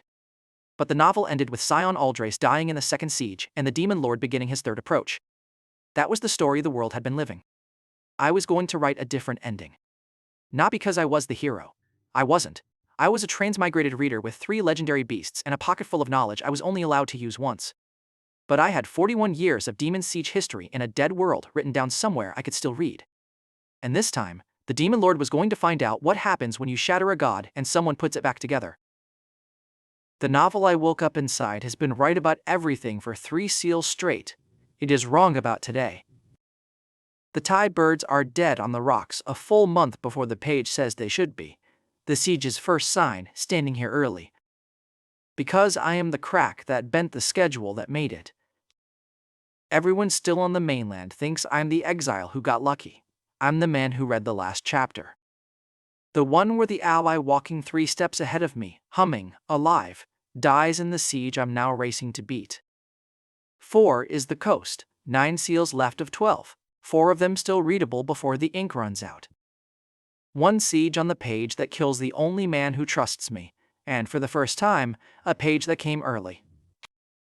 I counted the birds without meaning to. 11 of them, gray-winged tide runners, wings still spread on the black rock like someone had pinned them there for me to find. No blood. No obvious wound. Just 11 small bodies arranged along the tide line the way frost arranges itself on a window. Uniform, deliberate, wrong. This flock dies the week the vanguard crosses the strait. Page 400-something, a half-line I'd skimmed once on a slow afternoon and never thought about again. Because a dead flock of birds 100 pages before the character I cared about dies is the kind of detail a reader's eye slides straight past. That was supposed to be 30 days from now. It is happening under a morning sun that hasn't even burned off the fog yet. On a coast road, I'm walking a full month ahead of my own memory of it. I've built a career, since I woke up in this body, out of being early to the first seal, early to the storm lion's clearing. Early enough to catch a falcon chick before a rival tamer's net did. Being early was supposed to be my entire advantage over a book that was never going to surprise me. It had not once occurred to me that the book itself could start arriving early too, that the schedule I was racing wasn't a fixed target. It was something I was pushing on every time I touched it. I didn't stop walking. Sion was 3 steps ahead, humming something tuneless and cheerful, the sun catching the silver in his hair. And I have exactly 1 job left this morning, which is to keep counting and not let my face do anything interesting. The ridge trail curved up past the birds, and I went looking for a second sign before I let myself believe the first one. That's the arithmetic. 1 data point is a coincidence, 2 is a pattern, and a pattern is something I can plan around. I found it a quarter mile on, a waystone, scorched black on its northern face, the kind of burn that only comes from a vanguard scout testing a ward before the real force arrives. The char pattern ran in a spiral tight at the center, the exact signature I remembered from a single throwaway paragraph describing the coast 3 days before the demons landed in force. I put my palm near the stone without touching it, still warm, not old warm from the morning sun, fresh warm, the kind of warm that means hours, not days.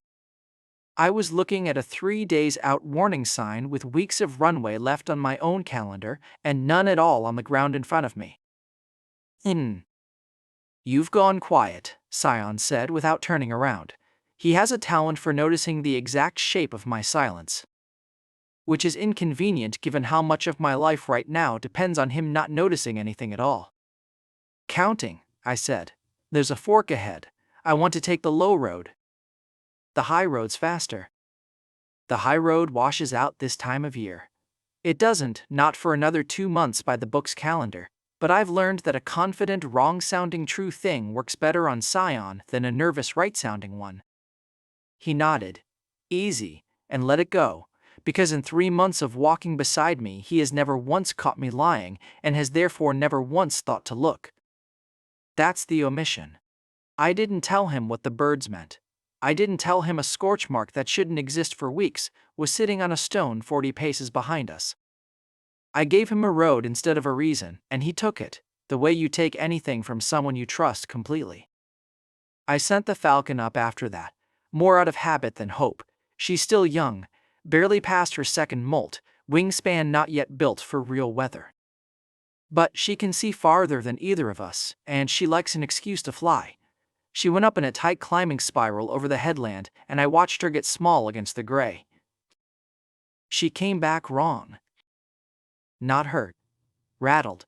She came down too fast, overcorrected twice before she found my forearm, and when she folded her wings they stayed half-cocked. The way a bird holds itself when it's seen something it doesn't have a word for. Her small chest was going like a struck drum. I steadied her with 2 fingers along her spine, the way I've done 100 mornings now, and she pressed into it harder than usual. Like the steadying was the whole point of coming back at all. Falcons don't get rattled by weather. They get rattled by movement that isn't supposed to be there yet, sails on the wrong horizon. Formations moving in a shape that doesn't belong to gulls or fishing boats. She's still young. Small enough that I've kept her scouting range short on purpose, close headlands only, nothing that would put her over open water where something bigger could take an interest. Whatever she'd seen it well inside that short range, which meant it wasn't waiting somewhere out past the horizon anymore. It was already close enough for a half-grown bird to trip over. What'd she see? Sion asked. More of the same, I said, which was true, and told him nothing, which was also true. 2 off-schedule signs are a pattern.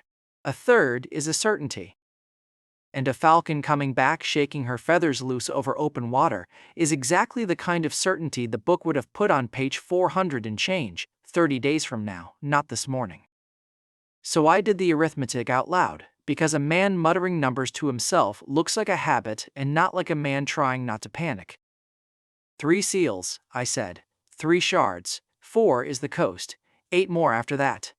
9 left of 12, 4 of them still readable. And I'd said it enough times now that it had stopped sounding like a countdown and started sounding like a plan, which is the entire trick of arithmetic. It turns fear into furniture, something you can set down and walk around instead of carrying. Sion caught the tail end of it, talking to yourself again. Keeping score. Of what?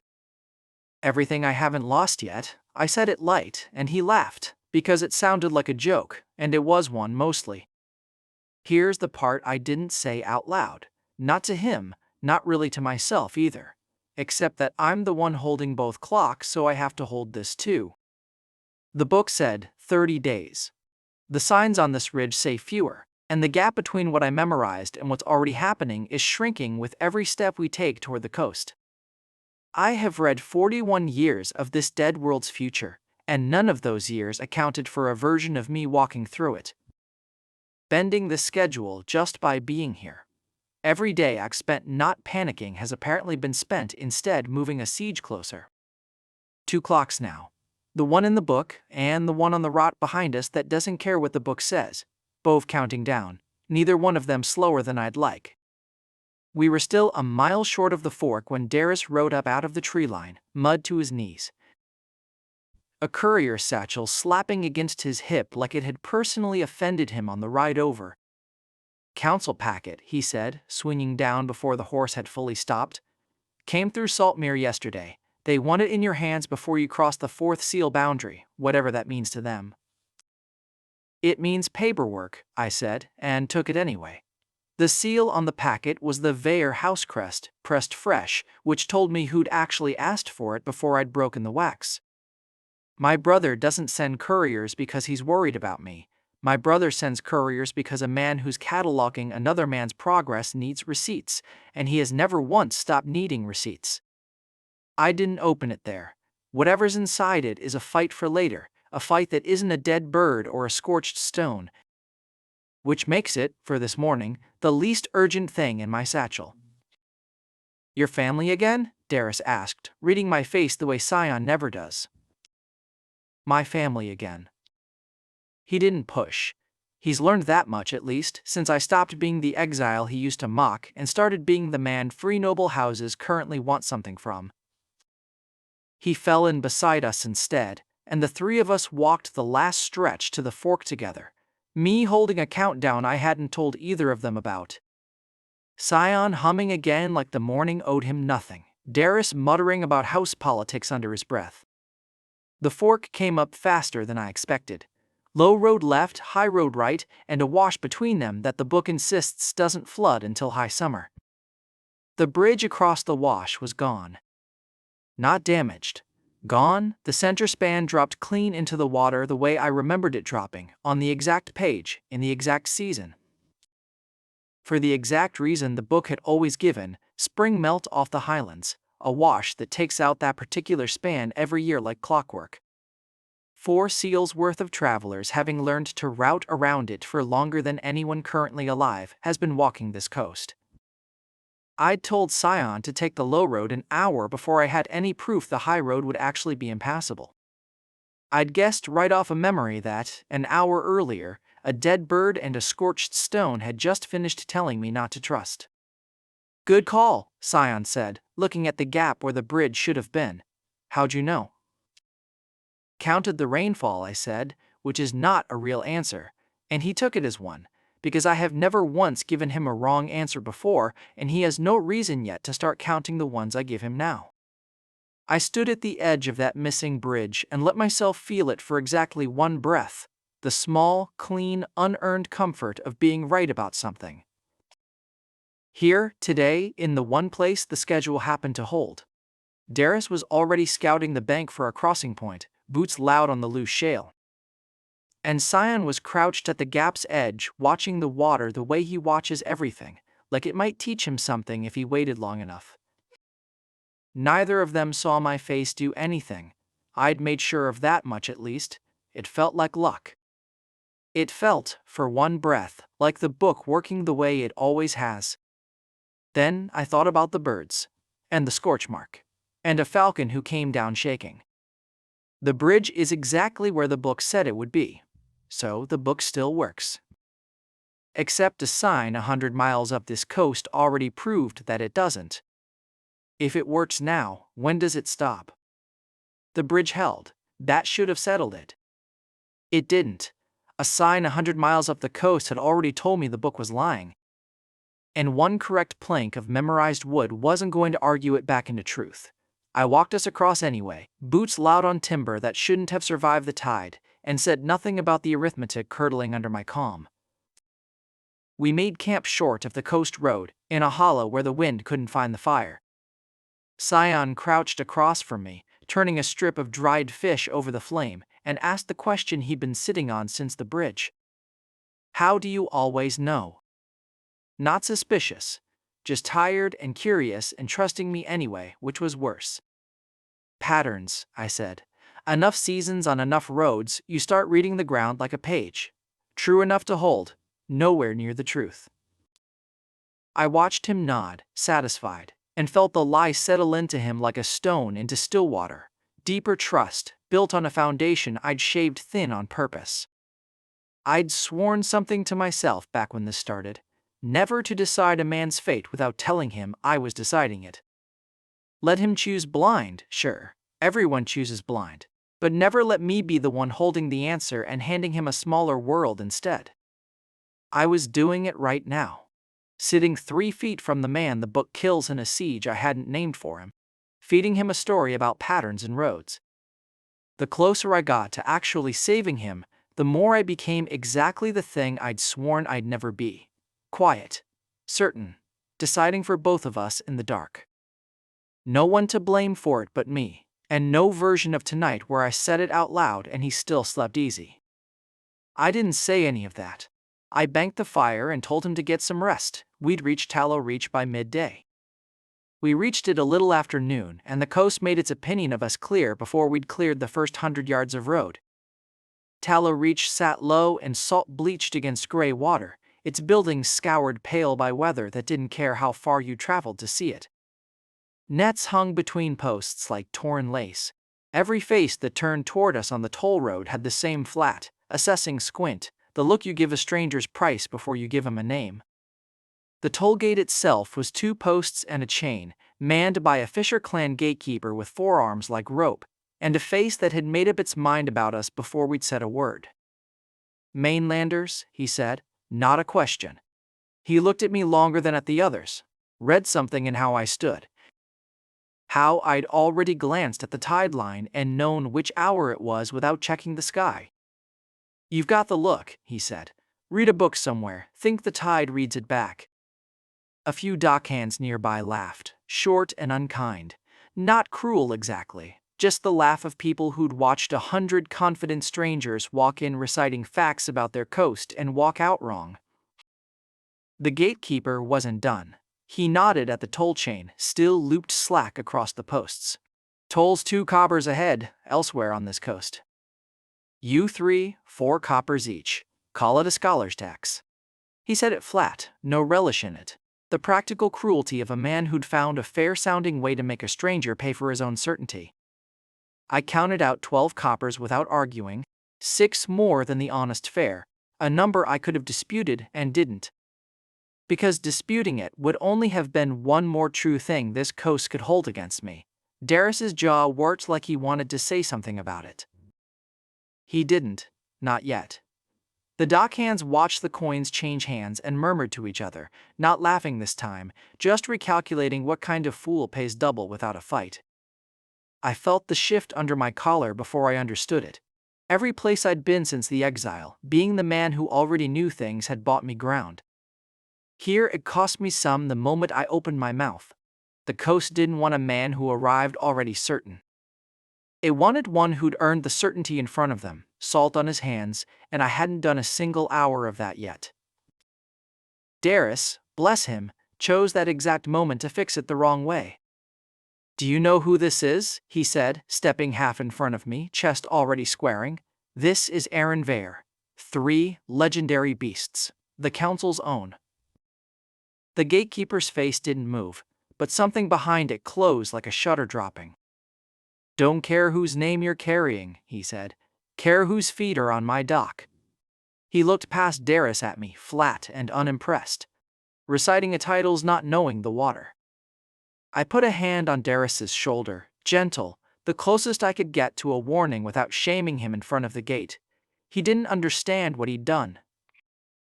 Loyalty had made his mouth move before his sense could catch up, and now the square had hardened another notch, doors I hadn't even tried yet swinging quietly shut.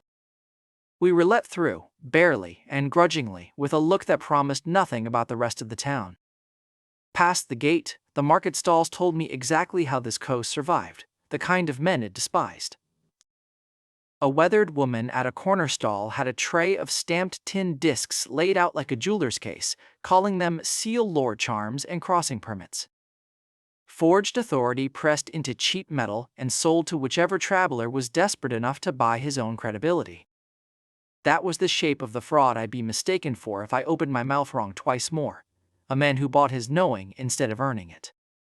I stood there a moment longer than I needed to, watching her sell certainty to strangers who couldn't tell counterfeit from real and understood with a cold arithmetic clarity that from the gatekeeper's side of the chain, I looked exactly like her, just better dressed, and worse. Because I actually knew things and still hadn't earned the right to say so here. One of the dockhands past the stall wagered a fistful of copper that I couldn't tell real seal stock from her counterfeit tins without touching them. 3 coppers on the upturned crate spat into a work-worn palm, waiting. I looked at 5 of her stamped discs in a row and named the 2 that were forged before she'd finished laying out the 6th. Wrong grain in the metal, wrong depth to the stamp, the kind of detail that means nothing to anyone who hasn't spent a life reading things that don't exist yet. 2 for 2. The dockhand lost his coin and didn't look glad about who he'd lost it to. See, he said to the others, low enough to carry anyway, reads a fake permit like he printed it himself, not admiration. Suspicion wearing admiration's clothes. The same lesson the gate had already taught me twice, just cheaper this time, paid for in someone else's coppers instead of mine. Sion, beside me, watched the whole exchange with a small frown he didn't explain and didn't need to. Being right here hadn't cost me any standing I still had left to lose. It had cost me the last of my doubt that this coast would ever forgive being right at all. We hadn't gone another 50 yards before a council courier found us, cloak dusty from a hard ride, and pressed a folded note into my hand without ceremony. I opened it standing in the street. The wording was careful, the kind of careful that meant it had been drafted by someone who wanted deniability more than clarity. Aren Veyr, my brother, my house's new heir, had filed to catalog my seal claims as house achievement, not mine. Ours, on paper, which in Veyr law meant his, the moment the ink dried on a review nobody had asked for. And beneath that, one more line. The Saltmere crossing permit, the one thing standing between me and the fourth seal, was, in the courier's tidy phrasing, still being processed. Withheld. Not denied, worse than denied. Denied I could fight. Processing meant someone with a title bigger than mine got to decide how long I waited. And that someone was already trying to put his name on the thing I was racing a siege to reach. I read it twice, folded it once, and put it away. Darius was watching my face for the flinch. I didn't give him one. They want a permit game, I said. Fine, I'm not playing it. I turned back toward the courier post, where a clerk sat behind a low counter stamping papers with the bored precision of a man who'd already forgotten our names. I set the folded note on the counter, unopened again to him, and slid it back across. Tell the House Review Board I'm not asking twice, I said, and tell them this while you're writing it down. I let the arithmetic speak instead of my pride, the way it always had, the way it always would. 3 seals, 3 shards, 4 is the coast in front of me right now. I held up a hand, fingers counting down without heat, 4 down soon, 8 to go, days, not weeks. The clerk's pen stopped. Somewhere behind me, I felt Darius straighten, and even the Fisher clan dockhands who'd laughed at the gate went quiet enough to hear the tide. It wasn't a threat. It wasn't even loud. It was just a number, stated plainly, by a man the whole square had decided 10 minutes ago didn't know anything true. Let them sit with that. We walked back out into the salt wind, and the town didn't feel any warmer toward us. My status here had dropped the moment I'd opened my mouth at the gate, and nothing about the courier post had earned it back. That was fine. I'd stopped trying to recite my way across this coast. Now I had to earn it, plank by plank, the way everyone here had earned theirs, and the count in my chest would hold steady while I did. Except the arithmetic wasn't as clean as I'd made it sound at that counter. Every fact I'd spoken since the gate had been true, and every one of them had made the hole deeper. The mainlander who reads a book and thinks the tide reads it back. Proving it again with a tidy little countdown the whole dock could now repeat behind my back. If knowing was worthless currency here, if being right was the exact thing this coast couldn't forgive, then how was I supposed to earn a crossing I already had the answer to? Every correct fact I spoke had dug the hole deeper, and I already knew the next shovelful was waiting on the key. So, I tried the truth anyway. I didn't just say it. I walked the last 20 yards to the old mooring post before I opened my mouth, the one the chart called the mid-tide marker. Driven when the sandbars still sat where the elder's grandfather had charted it. I crouched, ran a hand down the wood, and counted the barnacle line against the waterline twice to be sure my eyes weren't doing what memory wanted them to do. 40 clean, weather-scoured paces of post above the growth line that should have been underwater at this hour if the charts were right. It wasn't underwater. The post told the same story the book had told me for free, except this time I'd measured it myself with my own hands before I said a word to anyone. Tide turns at the third bell, I told the fisher elder, pointing at the exposed barnacle line behind me instead of at my own memory. Not the fourth. Your charts are reading last season's sandbar. It's moved 40 paces east. I just counted it myself if you want to check my hand instead of my mouth. I was right. I am always right about the tide. I have read this coastline's weather for 41 years. I never lived. And this time I'd bothered to prove it in front of him instead of just reciting it. And being right here was still the worst thing I could have done. The elder's face didn't soften. It closed. 41 years old, this one, he said to the men beside him, not to me. Talking tide like he swum it. That's fraud talk. That's a man selling permits with a book he stole. Trust didn't just fail to rise. It dropped again, a full notch under where Tala Reach had already left it. Reaction number 8. If I'd been keeping a ledger of exactly how many ways this coast could read knowing as a slying, I was. Sion didn't say anything. He watched the elder turn his back on us both, and I watched Sion watch it, and neither of us said the thing we were both counting. Behind the elder, 2 other fishmongers had stopped mending net to listen, and one of them spat, deliberately, into the water between the dock and my boots. That's not subtext here. That's the coast's whole vocabulary for what it thinks of a man who arrives already knowing. 4 down soon, 8 to go. That number hadn't moved. My standing with the people who could get us across the water had. Then the skiff went under. Not far out. 30 yards past the last pylon, a hauling boat swamped by its own overloaded catch. 2 men in the water and a third clinging to the gunwale with a rope wrapped wrong around his wrist. The dock went loud. Nobody moved the useful direction. Sion moved. He didn't ask who owned the boat, or whether the catch was worth saving, or whether it would earn him anything. He went in off the edge of the dock, boots and all, and came up under the capsized hull with his shoulder set against it like it was one more sparring drill. He didn't have his beast out. He didn't need it. He just pushed and kept pushing until the hull rolled and the 3 men had something to hold that wasn't open water. It took him under 2 minutes. I counted, because counting is the only language I trust that doesn't lie to me. 2 minutes, no beast summoned, no name given, no fee asked. Compare that to my 41 memorized years buying me a spit in the water not an hour before, and the arithmetic isn't close. He earned more goodwill in 2 minutes of doing than I have in every true sentence I've spoken since we reached this coast. The dock that had just called me a fraud went quiet, and then it went the other way, hands reaching down to haul the fisherman up. Someone shouting Sion's name back to him even though he'd never given it, a woman pressing a dry coat into his hands before he'd finished standing. 1 door opened for the man asking nothing. I stood on the dry planks and did the arithmetic I always do, and it came out uglier than the tide charts. The man earning that door with his hands is the man the book buries in the second siege. I've read the page where Sion Aldrich dies. I have read it more than once because the first time I told myself I must have misremembered a name, and I hadn't. The dock cheering him right now doesn't know it's cheering a corpse the story already wrote. I know.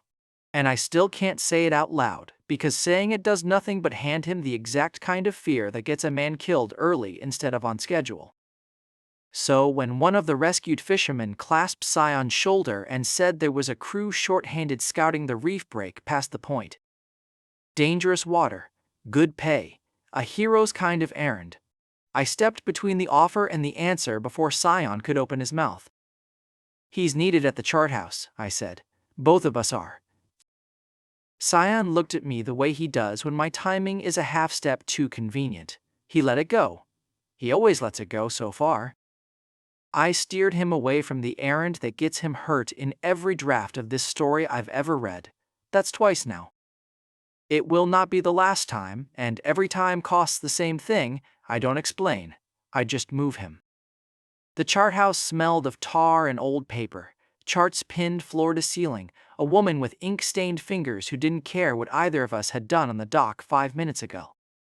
Crossing to the lantern, she said, tapping a line on the chart that ran through open water marked with 3 different depths in 3 different decades of ink. There's one man who reads that channel right, Sion Penrose.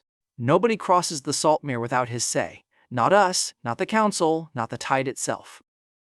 A name. I filed it the way I file everything useful. Flat, no weight yet, just a fact waiting for a face. Sion Penrose. The gate to the fourth seal had a name now, even if it didn't yet have a voice.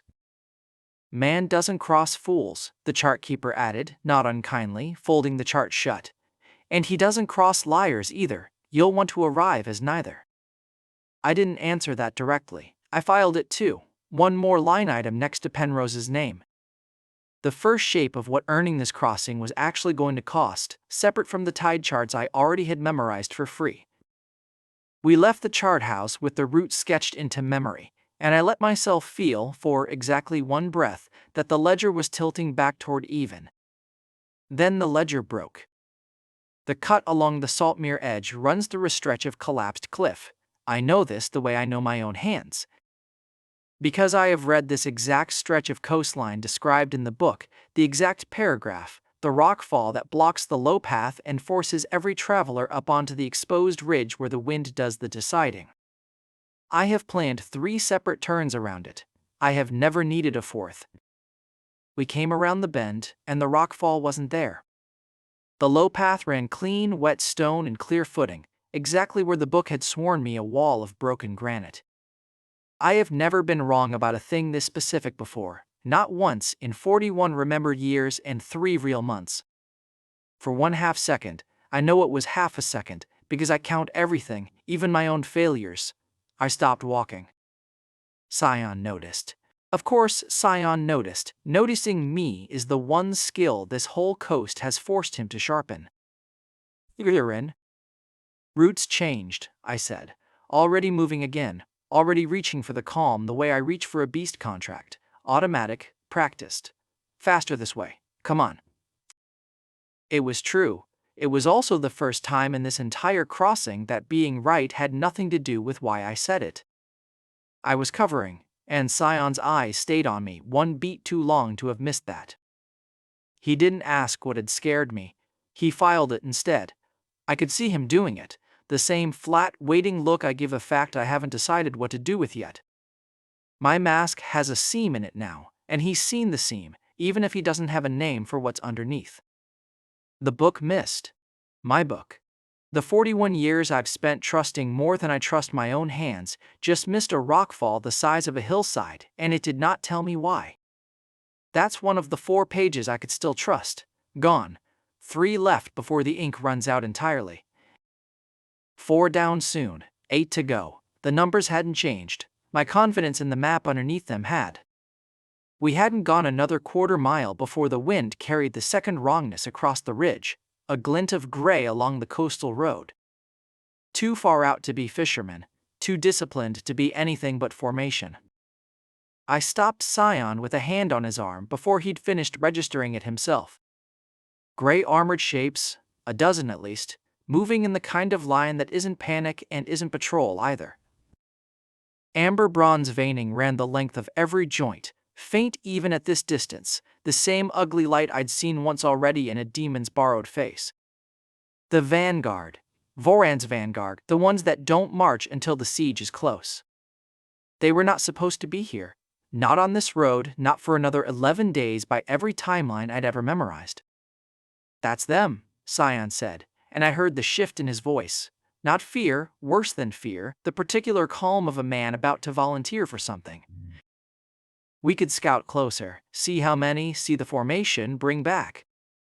No. I said it flatter than I meant to. He looked at me again, that same waiting look, and I gave him nothing but the truth I could afford. Not today, not that close. We moved to the crossing and we let Penrose worry about his own coastline. He didn't push it. He wanted to. I could see the want sitting right behind his teeth. The exact shape of the courage the book spends, 3 chapters admiring before it kills him for it. But he let me steer him again. The second time in one afternoon, I've moved him off the exact kind of ground that gets him buried on schedule. I don't know how many more times I get to do that before he stops letting me. A dozen shapes on a road 11 days ahead of schedule is not a rounding error. It is the book's second silence in one afternoon. And this one didn't have the courtesy of an empty stretch of clean stone to hide behind. It had a formation, moving. Closer than any timeline I'd ever trusted had a right to put it. Somewhere behind that gray formation, in a register I couldn't see and only remembered, I knew Voron was watching the same coastline I was, counting something I couldn't count with him. The demons were never afraid of three beasts. They were never afraid of one silver-eyed boy with a blade of light. What frightened something old enough to wear a corpse like a coat was the sum, the shard, plus the beasts. Plus the boy who wasn't supposed to survive this year, all of it adding toward a total nobody on either side of this war, had finished calculating yet. I didn't have that total either. I had a route to a man who could get us across water, a vanguard marching 11 days early, and a book that had just gone silent on me for the first time since I'd started trusting it with my life. The vanguard wasn't waiting for the schedule anymore, and the book had just missed for the first time in 3 months of trusting it with my life. What do the shards even make, that something old enough to wear a corpse fears the sum of them more than steel? And somewhere past that gray line waited the answer to a smaller question, the man at the causeway who decides who crosses. The book said the coast road stayed open for another 2 hours. The book was wrong about a lot of things now, but I didn't know that yet, not for another 6 minutes. We ran anyway, not from fear, from arithmetic. 6 minutes since the vanguard was sighted, and the vanguard doesn't wait for anyone's schedule. If they took the coast road before we reached the causeway, the Saltmere crossing would sit behind an armored line, and the fourth seal would sit behind that. 3 shards claimed, 8 sights left after this one, a gap I could still close if my legs held and the horses didn't founder on the wet sand. You keep counting under your breath, Sion said, riding low beside me, silver-white hair whipping flat. I'm not counting, I'm calculating. Same thing, said politely. I didn't answer that, because he wasn't wrong, and because the calculation had just changed. We came over the last dune expecting the signal fire. Memory said there would be one. A watch beacon on Gull Point lit the moment the vanguard crossed the floodplain. A full quarter hour of warning baked into 100 pages I'd read 3 times before I ever set foot in this world. I had planned the whole sprint around that fire. Slow down when you see smoke, speed up when you don't. There was no smoke. I pulled up so hard my horse half-reared, and Sion nearly rode past me before he noticed. Iguarin. Nothing, I said, which was a lie built on 6 words instead of 1. The beacon should have been burning. It wasn't, not unlit and waiting, cold, the pyre soaked from last night's rain and never touched. Exactly the way it would look if nobody had lit it in weeks, because in this version of events, apparently, nobody ever would. The page that told me help was 15 minutes out had simply stopped being true. Not bent, not late, gone. I have built my entire second life on the idea that the book, even wrong at the edges, was never wrong at the center. A missing rockfall, days ago I could file under margin of error. A promised signal that flatly doesn't exist is not margin, it's the center failing. 2 of my 4 trusted pages, dead in one afternoon. You went pale, Sion said, slower this time, watching my face instead of the horizon. I thought there'd be smoke, I said. True this time, just not the whole truth. There's smoke everywhere on this coast, Aren, it's a fishing. Not that kind. I put my heels in. We're losing daylight. Move. He moved, because he trusted me, which was its own kind of arithmetic I didn't want to do right now. One more number in a column that was already refusing to add up the way it used to. The book had missed once at the rockfall, quietly, in the margins. Now it had missed loudly, at the center, on a beat I'd staked 6 minutes of hard writing on. Somewhere between the rockfall and the beacon, the story I'd memorized had started writing itself without asking me. We made the causeway with the tide already turning, which the book had also promised and which, mercifully, insultingly, turned out to be true. Small comfort. A stopped clock is right twice a day. I was starting to wonder how many of my 100 remembered pages were stopped clocks I hadn't tested yet. The man at the far end of the causeway didn't move when we rode up. He stood like something the tide had left there and forgotten to take back. Weathered, wiry, maybe 60, iron-gray hair cropped close, a beard gone salt white, pale sea-gray eyes that didn't so much look at you as price you. Oiled dark gray oilskin. A belt of tarred bone-chip tallies, dozens of them, knotted on like a ledger he wore instead of carried. Beside him in the shallows stood a tide heron the size of a man, one gray leg planted in the mud, watching us with the same flat arithmetic as its keeper. One beast, not three, not a bonded overflow like mine, a single bond, worn easy like a coat that fit. Sion Penrose, I said, because the chart house had given me the name 2 days ago and I'd been carrying it like a key. We need to cross to the lantern seal. Everyone needs, Penrose said. His voice didn't rise to meet mine. It didn't need to. The tide doesn't care what everyone needs. I had one tool for men like this, and I'd used it my whole second life with reasonable success. I knew things. So I used it. The channel shifts a hand's width east at the second low tide this month because the sandbar off Gull Point silted up after the spring storms, I said. Your heron reads the safe line by the color change in the water, not the old marker stones. Because the marker stones are 2 years out of date and you've never bothered to move them. I know the crossing, Penrose. I know it better than your own charts do. Something in his face didn't harden so much as set, the way water sets into ice, no violence in it, just a fact arriving. You recited, he said, prettily, word for word, like a boy who studied the tide instead of walking in it. I'm right. You're dry, Penrose said, which tells me you've never once been wrong about water.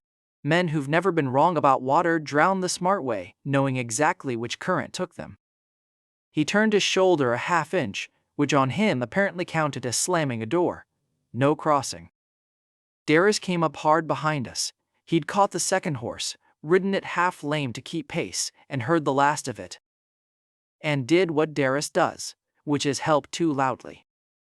Do you know who this is? Darius said, swinging down. This is Aren Veyr. 3 legendary bonds recruited by the council itself, House of... I know exactly who he is, Penrose said, not raising his voice at all, which is a man with a title standing where a title doesn't cross water. He looked at Darius the way you'd look at the third wave in a set. Expected, unremarkable, already passing. Tell me his rank again. The tide already argues my case for me. Darius tried twice more. The council commission, then something about house obligation to the coastal registry. And Penrose turned each one aside without so much as raising a hand, the way you'd wave off gulls at a fish stall, patient and total. It should have been funny. It landed instead like watching someone I'd once ordered 3 noble envoys away from me, now doing the same thing to me and losing. 3 arguments. Turned away like envoys. I had done that to other men back when it worked in my favor. I hadn't expected to feel it from this side of the ledger. Darius caught my eye afterward, jaw tight, and I watched him do the same arithmetic I was doing. Count the exact number of times his loud advocacy had helped me at the academy gate, and land, out loud this time, on 0. I was trying to help, he said, quiet now, all the volume gone out of it. I know, I said, and I did. That was the part that stung. A man who once turned 3 noble envoys away at my word. Standing here turning nothing away at all, because the tide doesn't listen to prestige any better than it listens to me. I'd catalogued this exact stretch of coast before we ever left. 9 steps, causeway stone to watch house door. One more free distance the book used to hand me like coin. Habit made me count them under my breath anyway, even knowing 2 of my 4 trusted pages were already dead since the beacon. Penrose took his 9th step and kept walking. 2 more. 3. The door sat a full 6 paces further on, behind a hummock of dune grass the page had never once mentioned. Not a new page dying. The same 2, still dead, still costing me, this time in feet instead of smoke. The rot proving itself twice over instead of once. Small. Nothing anyone watching should have noticed. Sion noticed anyway. He glanced at my feet, then at my face. The same look he'd give a plank that groaned wrong under weight, filing it the way I file things, except now someone was filing me. Then tell me the price, I said, when Darius ran dry. Coin. Labor. Whatever your toll is, name it. You still think this is a gate with a toll, Penrose said. It isn't. It's a gate with a rule. He finally looked at me straight on, and for one breath the contempt thinned into something closer to tired. I don't cross men who know what's sealed at the lantern. I cross men who understand what it costs to open it. You've told me the tide chart. You haven't told me what you're willing to lose finding out what's under that water. Until you can, you're cargo, and I don't carry cargo across a live channel at dusk. Contents, not cost. I had a head absolutely stuffed with the first and, if I was honest, standing there in the wind, nothing at all of the second. He turned and walked back toward the watch house without waiting to see if we followed, which, apparently, was an invitation, because the heron didn't so much as ruffle at us trailing after. Inside, the watch house smelled of tar and lamp oil and 40 years of salt in the timber. One wall was tide charts, hand-inked, decades of them, corners soft from handling. The other wall was tally marks, hundreds, scratched in neat columns. I didn't need explained. Every soul Penrose had turned back from this crossing kept like a ledger of his own refusals. A real lamp burned on the sill, not a charm light, an actual flame, trimmed low and careful. The kind of thing a man keeps lit because letting it go out would mean admitting he'd stopped waiting for something. Sion didn't ask about the charts, or the tallies, or the lamp. He picked up the trimming shears from the sill without a word and note to clean the wick. The same way he'd hauled the swamp skiff 2 days ago, not to be seen doing it, just because the thing needed doing and his hands were free. Penrose watched him do it for the length of 3 careful trims and said nothing, and gave him the smallest nod I have ever seen a man give another man. No words. Sion didn't even look up to catch it, but I caught it and filed it the way I file everything now. 1 column, 1 number, 1 more thing that added and didn't subtract. Contents, 3 shards claimed, 8 sites remaining, 1 gate closed twice in an hour. Cost, whatever Penrose was waiting for someone to name, and I still didn't know the price of my own answer. We slept in the watchhouse loft that night, Darius snoring by the ladder, the tide heron a still gray shape through the shutter gap. Sion slept easier than I'd seen him sleep since the academy, a man who'd earned a nod instead of asked for one, resting like it counted for something. I lay awake and did the math I'd been avoiding since the beacon. The book said the siege that kills him comes later and far. The book had also said a fire would be burning on Goal Point tonight, and it wasn't. If the beacon moved early, the siege moves early too. Closer than my memorized calendar allows, maybe close enough that the margin I'd been quietly protecting Sion inside had already shrunk to nothing. And I hadn't noticed the walls closing because I was busy reciting tide facts to a man who didn't care what I knew. 3 shards. 8 sites left. And a schedule I could no longer read, closing on a man who trims lamp wicks for strangers and doesn't ask why I watch him sleep. Penrose wants to know what I'm willing to lose to open that seal. I counted it out anyway, because counting is the only prayer I know how to say. 3 shards claimed. 8 seal sites left after this one. 1 beacon that should have been burning and wasn't. 1 rockfall, days ago, that was never there at all. 2 misses now, not 1. And a third would mean the book wasn't bending anymore. It would mean the book was simply finished with me, and I was walking the rest of this coast on a memory with the ink already lifting off the page. I lay there in the dark and understood, for the first time since I stole a novel's ending for myself, that I didn't actually know the answer to Penrose's question. Cost, not contents. I have a head stuffed with the second and nothing at all of the first. And the only 2 men on this coast who might teach me the difference are a hermit who already lost someone to it, and a sleeping man the book says is running out of pages to teach me anything at all. Cost, not contents. Penrose had said it like a man reading a tide chart, and I had spent the night doing the terrible math over Sion's sleeping face instead of solving it. Dawn solved nothing either. What solved it was the sea itself, pulling back from the Saltmere like a held breath finally let go, and Penrose's voice behind me flat and unhurried. Watch the causeway, not me, it. The water dropped a full body length in the time it took Darius to stop arguing. Where there had been nothing but grey chop, a spine of cracked salt rose out of the retreating tide, pale and ridged like a bone laid across the strait. Penrose didn't lecture. He simply stood at the edge of it, tied Aren balanced one-legged beside him, and let the sea make his argument. Twice a day, he said. The water goes, the crossing opens, the water comes back, and it does not care who is standing on it when it does. A clock the world enforces, not a man. I had recited every seal in this province the day before, and been refused for it. This morning I said nothing at all, and the causeway opened anyway. First lesson, filed without comment, the world doesn't need my knowing, it needs my watching. Darius crouched at the tide line and put his palm flat against the exposed salt, then pulled it back fast. It's still cold from being under. How long before it's dry enough to run on? Penrose didn't answer him. He answered the Aren instead, watching where it chose to step, and let the silence do the teaching Darius's question had asked for. I understood, standing there, that this was the whole shape of the man. He would show you the clock, but he would not read it out loud for you twice. Then Penrose's Aren did the thing recital never could. It walked the exposed salt in a line no straighter than a drunk man's. And every place its foot did not fall was, he told us, a place that would drown us. The safe line was narrower than my shoulders in 3 spots. I marked it. 3 shards broken and banked, the 4th waiting on the far side of this strip of cracked salt, 8 more after that. And said the count out loud, so Sion would hear it, and so I'd hear it too. 3 down, 4 is the coast, 8 to go. Not comfort. Arithmetic.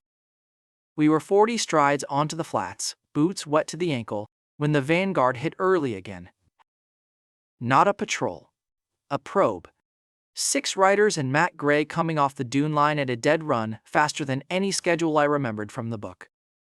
Because the book was rotting and I already knew better than to trust its clock, Darius shouted the count before I did, which told me something too. He'd learned to watch instead of wait for my say-so. 6 riders, 1 Aren, 1 tamer, 1 ally, and a strip of salt that would flood in under 2 hours whether or not we survived the next 2 minutes. Stormline went in low across wet ground it had never touched before, and I watched it recalculate its own stride mid-charge. The pause that tore hillside gravel apart in the mountains found no purchase here, and for 1 bad half-second it slid.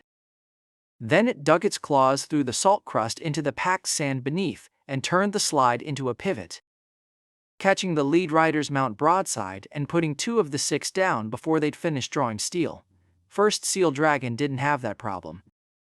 It had never liked solid ground anyway, and went vertical over brine-slick rock, raking a second rider off his saddle with a wingtip. 2 down, and the count mattered enough that I said it out loud again, mid-fight, the way I'd started doing since the book stopped being trustworthy. 2 riders fallen, 4 still closing, 1 strip of salt narrowing under all of us as the tide began its long crawl back in. Sion took the 3rd rider himself.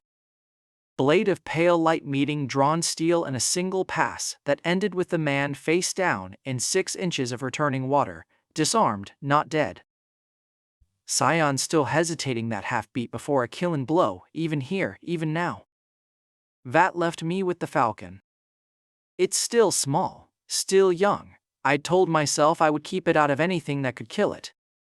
And I broke that promise in the same breath I made it, because the 4th rider had a crossbow leveled on Sion's back, and the falcon was the only thing already in the air. It dove, took the bolt's line instead of Sion's shoulder, and knocked the shot wide with a wing beat that shouldn't have been strong enough to do that. Not at its size, not at its training, not within any rule, a 3-contract tamer's beasts are supposed to obey. 2 riders down to the lion, 1 to Sion's blade. 1 shot turned by a falcon too young to be doing what it just did. And a 4th bond humming under my ribs that has no name in any book I've read, mine or the world's. Overflow, acknowledged again in front of witnesses, unsolved. We won. 6 riders became 3 fleeing and 3 down in under 90 seconds. A clean, countable win, the kind that used to make Darius cheer and made Penrose. This time, go very quiet. The retreating 3 didn't head back toward the dune line where they'd come from. They cut north along the coast road. Toward the same watchtower ridge Penrose had told us the Vanguard's main column was already probing, which meant this hadn't been a stray patrol. It had been a scout, and it had just reported our exact position on the flats to whatever was massing north of the Saltmere. I turned to him, expecting the nod. I got the opposite. That bird shouldn't fly like that, Penrose said, and it wasn't wonder in his voice, it was subtraction. 3 beasts is already past the limit a man can carry honestly. 4. Doing what that one just did, past even that. I've turned away tamers for less than what you just showed me, for less certainty than what's sitting in your chest right now. The heron folded its wings and watched me the way Penrose did without blinking. Every answer you give me raises another question I didn't ask for. That's not proof, boy, that's more debt. I had just saved his coastline and cost myself his trust doing it. The win was the wound. I understood that phrase the way you understand a burn, after, not during. Darius opened his mouth to defend me again. Council standing, prestige, the same 3 arguments Penrose had turned away like envoys the day before. And I put a hand on his arm before the first word landed. Loud help had failed here once already. I wasn't going to spend it twice. So I said the only thing I had left, which was also the only thing I hadn't tried, the truth, undecorated. I don't know why the Falcon did that, I told him. I don't know why I have a 4th bond at all. I've recited the whole shelf of what I've read, and none of it explains what just happened on your causeway. And reciting it at you again would be a lie dressed as knowledge. I was wrong yesterday when I thought contents would cross me. I was wrong again just now, thinking a clean win would. Twice in front of you, and I'd rather say that than pretend a 3rd time. Penrose didn't answer right away. The tide heron shifted its weight, and somewhere behind that pale sea-gray stare, I watched a wall move for the first time since we'd met him. Not fall, just move, the way a door gives an inch before anyone's touched the handle. Say that again, he said, slower, and mean it, because I will know if you don't. I meant it. I said it again, slower, and the elder tally marks in his belt didn't clink once while I did. 1 test, Penrose said finally. Conditional. You fail it, you camp on this side of the flats until you find another guardian, and there isn't one for 40 miles. He nodded toward the retreating water. Tell me when the crossing opens next, not by a clock, not by a book. By what the birds do, what the salt smells like, what the light does on the ridgeline 10 minutes before the tide turns. Understand it, or don't cross it. No recital was going to save me here, which was, I understood now, the entire design of the man. I watched what he'd already shown me without knowing I was being taught. The heron's stance, the smell of brine going sharper as the water pulled. The particular flatness the light took on the ridge just before the pull reversed. I named 3 of those 5 signs correctly and got the timing right to within a quarter hour. The other 2, why the gulls went quiet a specific interval before the turn, and what the second smell change under the brine actually meant, I didn't have. So, I said that too. I'm right about the birds, the light, and the rough window. I don't know why the gulls go quiet, and there's a second smell in the air 10 minutes before the turn that I can't place. That's the half I don't have. Sion, who had said almost nothing since the fight, crouched at the tide line and put it together before I finished the sentence. The gulls quiet because a shoreward current pushes bait fish under the flats early, and the second smell is the kelp bed exposing itself before the water does. He didn't claim credit. He just said it, quietly, filling the gap I'd named instead of the gap I'd hidden, and Penrose heard the difference the way he heard everything, without comment, and without forgetting it. I felt it land somewhere I hadn't planned for. This was partnership on an axis I hadn't touched with him yet. Not the lie I was still carrying about the siege that wanted his life, but a plain, small honesty about not knowing something. and him stepping into the gap without being asked. It cost me nothing to let him have that. It cost the other lie nothing either, which was its own quiet kind of arithmetic I didn't say out loud. Half right, Penrose said, and honest about the half you're not. That's more than every recital you gave me put together. He didn't smile. Coast hermits, I was learning, don't. But the tarred belt of tallies didn't add a new mark against me either, and for a man like Penrose, that omission was as loud as applause. You can stand on my side of the flats, conditionally. Cross when I say cross. 3 shards held, the 4th almost in reach, 1 crack in a gate that hadn't given an inch in 2 full refusals. The currency, finally, moving. I marked it the way I marked everything, 4 close enough to touch, 8 still to find after, 1 guardian half turned. 1 tide that doesn't care what I've learned about it. Because the water was already coming back in, and behind us, past the dune line, the vanguard that had lost 6 riders here this morning was not the vanguard that would come tomorrow. Honesty was the tool that finally worked on Sion Penrose, but the tide only opens twice a day. The vanguard was still probing the gate that same tide guarded. And I had just learned, in front of the one-man contempt couldn't argue past, that the currency I was poorest in was not knowing.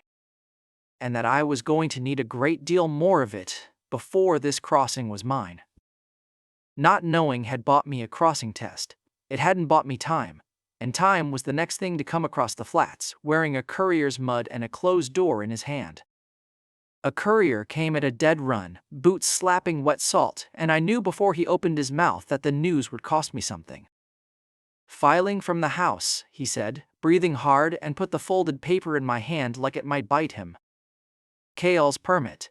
Denied, pending house review. 3 words doing the work of a closed door. I read it twice because arithmetic doesn't lie to you twice in a row, and this one held both times. Someone in the house had decided my seals were worth cataloging, but not worth trusting to the man who found them. There's more, the courier said, already backing away. Elder Torvin's been telling the coast factors you're a line item, his words, an asset the house hasn't finished valuing yet. He left before I could answer that, which was probably wise of him. 5 days. That's how long the house had sat on a permit that should have taken 1 signature and an afternoon. 5 days of review for a request that, on any ordinary season, would have cleared before the ink dried. I did the arithmetic without wanting to. A delay that deliberate wasn't caution. It was a message, addressed to me, written in the shape of someone else's paperwork. A line item. Something you enter in a column and total at the end of the season. I stood on the causeway with the tide dragging back off the salt crust and felt the shape of that word settle somewhere I didn't like. Because I had spent the last 2 days learning Penrose 1 honest inch at a time, and if I was being exact about it, and I am always exact about it, some part of me had started doing the arithmetic on him too. What his crossing was worth. What his trust would buy me, not cruelly, not the way Torvin meant it, but the same shape of thought filed under a kinder name. I didn't get long to sit with that.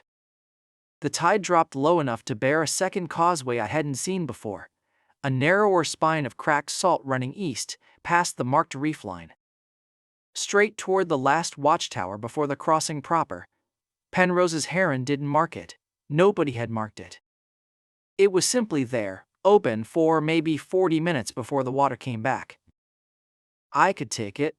Storm Lion could carry me across broken ground at a dead run, dragon riding overhead for the wind shear. And I would be standing at the crossing before Penrose finished his morning reading of the reef. He couldn't stop me. Nobody on this coast could stop 3 legendary beasts moving with intent. Or I could go to Sion instead, tell him what I actually knew, the second siege, the death the novel had written for him. And let fear do in 1 sentence what 2 days of honesty hadn't managed yet. He'd back whatever crossing I proposed if he understood what waited on the other side of not crossing. He trusted me enough that the confession alone would be currency. 2 doors, both open, both would work. Free bonded beasts. 8 seals still unclaimed past this one. A tide that opened twice a day and forgave nothing in between. Every number I carried was already stacked against patience, and here was a door standing open that would erase most of that debt in under an hour. I didn't take either one. Here is the arithmetic, said out loud, because I want to be honest about why, if I forced the crossing with the beasts. I am the man who decided for everyone that his time mattered more than their say in it. If I confessed to Sion to buy his cooperation, I am the man who spends someone else's fear as currency because it's cheaper than earning the thing honestly. Both of those men are the same man. My family didn't fail me by taking my beasts. They failed me by deciding, quietly for years, that deciding for people was simply how a Veyr moved through the world. I would rather lose the tide window than become that twice in one lifetime. So I stood on the narrow salt spine and watched it flood back under. 40 minutes gone, nothing gained. And somewhere north, the vanguard scouts closed another half-mile on ground I hadn't held. That was the whole cost, paid in full, no discount for good intentions. I let myself feel it for exactly as long as it took the water to finish covering the spine. Half a mile. 40 minutes. 2 doors I hadn't walked through. Then I went back to find Penrose, because feeling the cost and staying in it are 2 different disciplines, and only one of them gets anything done. Penrose found me there afterward, and I told him about the spine, the one causeway I hadn't taken. He went still in a way I was starting to recognize as the closest he got to surprised. You knew it was clear. I knew it would flood in 40 minutes, and I'd be stranded halfway if your Aren didn't mark it for a reason I didn't understand yet. That's not knowing it was safe, that's knowing I don't know. Anyone can say that. Then test it. Tell me why the outer spine floods faster than the marked line even though it sits higher. He looked at me for a long moment, the kind that used to end with him walking away. This time, it didn't. Because it sits on softer shelf rock, I said, before he could decide the silence was an answer. It doesn't hold the tide out, it lets it through from underneath. Height doesn't matter if the ground itself is a sieve. Your Aren doesn't mark height, she marks the rock. I hadn't read that anywhere. There was no page in any novel I'd memorized that gave me the mineral grain of a shelf of salt rock on a coast that didn't exist until I was reading it as my own life. I'd worked it from the way the water moved, the way it does now move, and said so. Penrose exhaled through his nose, which from him was practically a speech. That's twice now you've been right about something you weren't taught. Twice isn't a pattern, it's a coincidence with good manners. I don't think you believe that. I didn't. I let the silence answer for me, which was its own kind of honesty, the same currency, spent a different way. I was wrong about the first tide window 2 days ago. I said it clean, you watched me say it clean. That's the thing, he said, and something in his face came unlatched that had been bolted shut since the day I'd walked up to his watchhouse reciting facts like a boy who'd memorized his own eulogy. No charlatan agrees he's wrong, not once, let alone twice, and never without flinching first to see how it lands. You just say it and wait for the next thing to be true or not. Crack the second. I felt it the way you feel weight shift on a bridge you're already standing on, not visible, but real. He told me about the lamp then, the one that burned every night in his watchhouse whether he needed the light or not. 31 years ago, a scholar had come to this coast, certain he understood a shard well enough to open it early, against every warning Penrose's charts carried. Penrose had let him go because the man's certainty had been so complete it looked like knowledge. The shard opened wrong. The charts had been predicting some version of that same mistake ever since, a pattern in the tide tallies that repeated itself in different clothes every generation or so. The lamp burned because the man had asked for light before he went out that last time, and nobody had thought to put it out since. The charts don't just tell me when the water's safe, he said. They tell me who's about to be certain in the wrong direction. You're the first one in 31 years who wasn't. 31 years. He said the number like a man who'd counted it every single one of those years, on purpose, so it would never round itself down into something easier to carry. I understood that kind of counting. I'd been doing my own version of it since the hall with the incense and the discharge paper, 3 empty slots deep. I didn't tell him what his charts couldn't know. That somewhere past the ninth seal, a prophecy was quietly deciding whether I'd be consumed by what I was gathering or become its living will. And that I was, in my own way, still the man walking toward a shard I didn't fully understand. I let his relief stand on its own.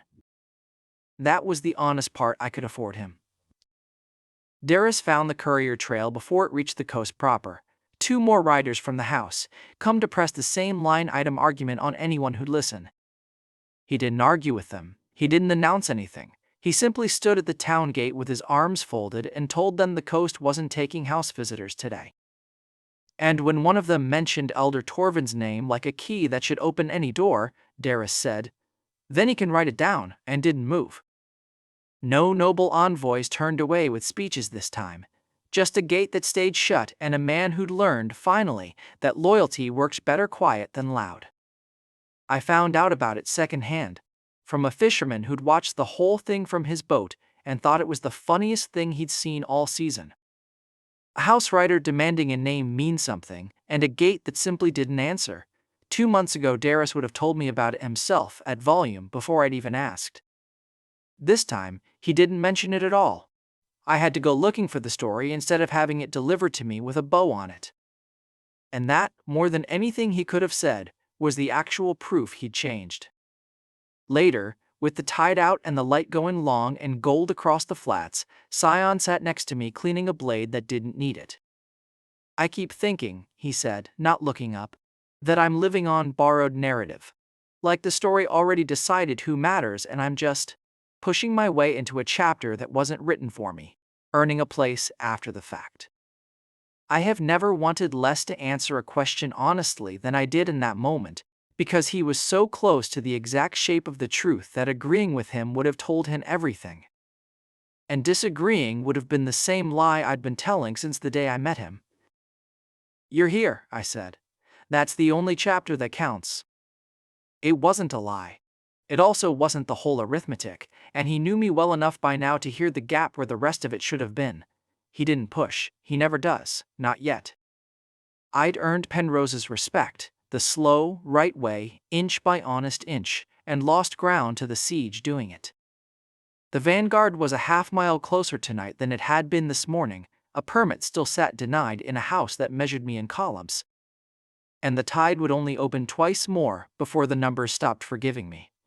Slow and right had bought me a man's trust, 1 honest inch at a time, at a price paid in exactly the currency I could least afford to lose.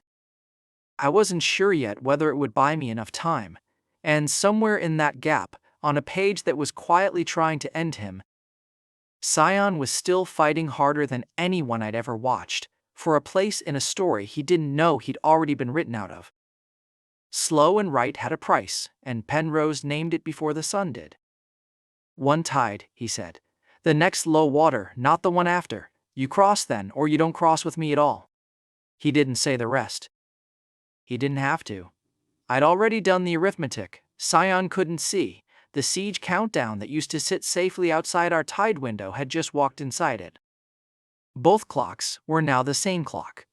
Whatever hour the water dropped low enough to bear the causeway was also, near enough, the hour the vanguard reached the flats. I said yes anyway.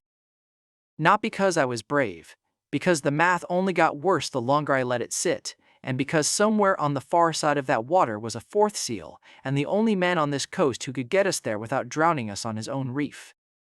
9 days of the slow way had bought us this much, a condition instead of a refusal. 9 days ago Penrose wouldn't let me near the shore. Now he was naming a tide instead of a door. I did the other arithmetic too, the one I don't say out loud. 9 days is also 9 days. The vanguard spent closing ground I couldn't see them cross. Slow and right earns trust.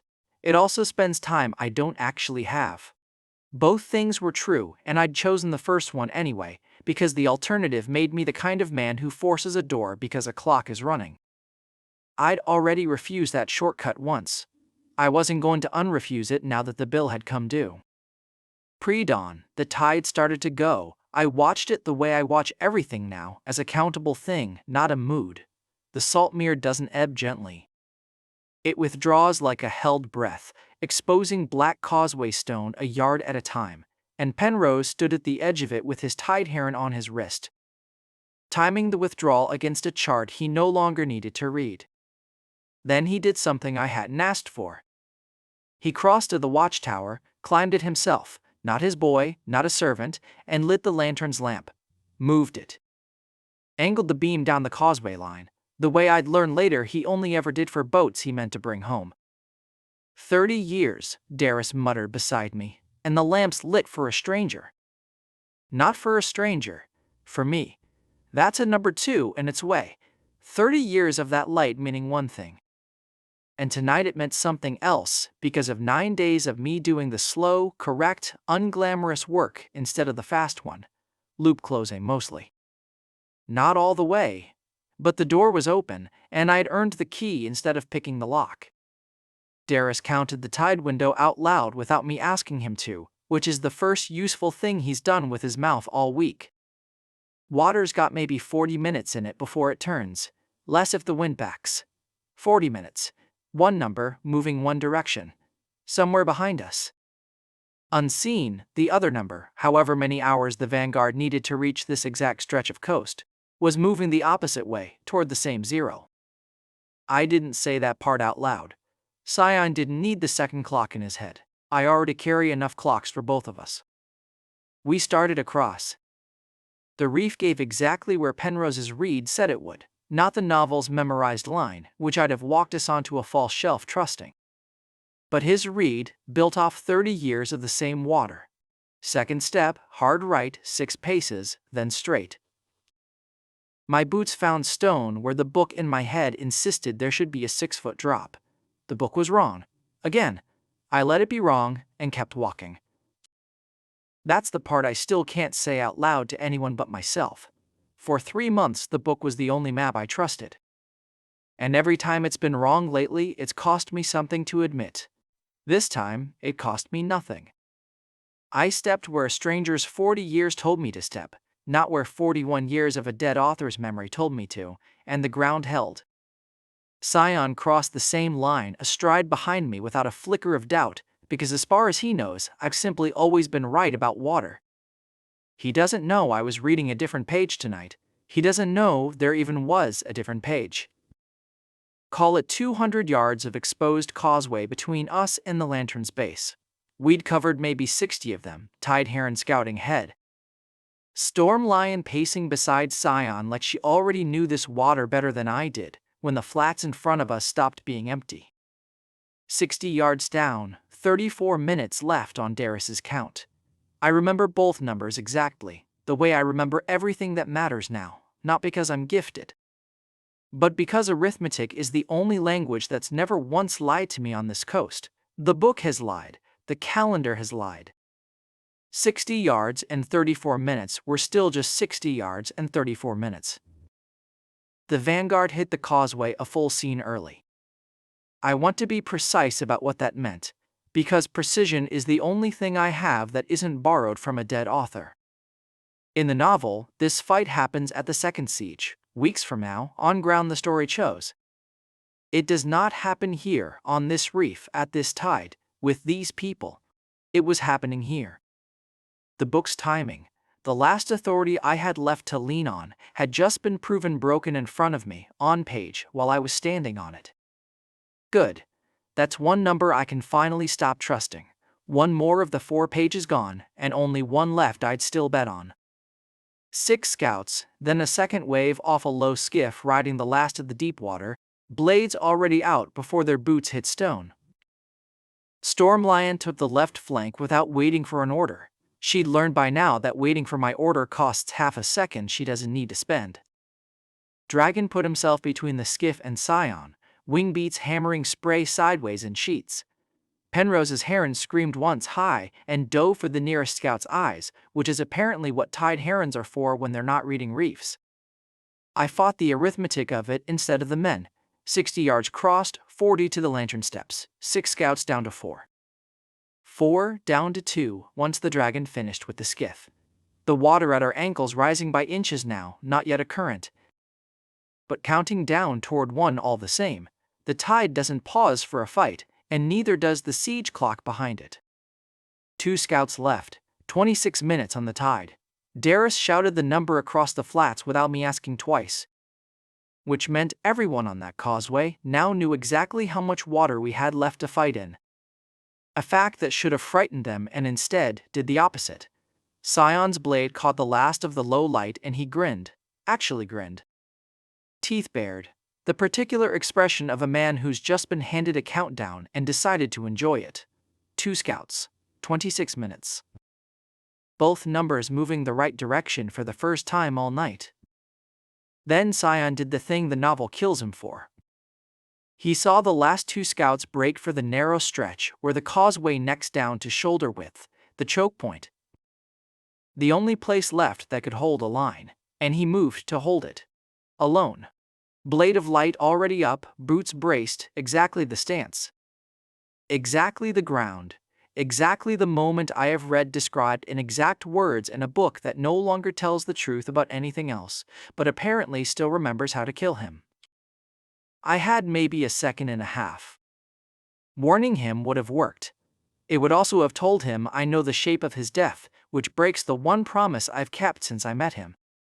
That I decide things for him quietly, and never once let him see the hand on the wheel. So I didn't warn him.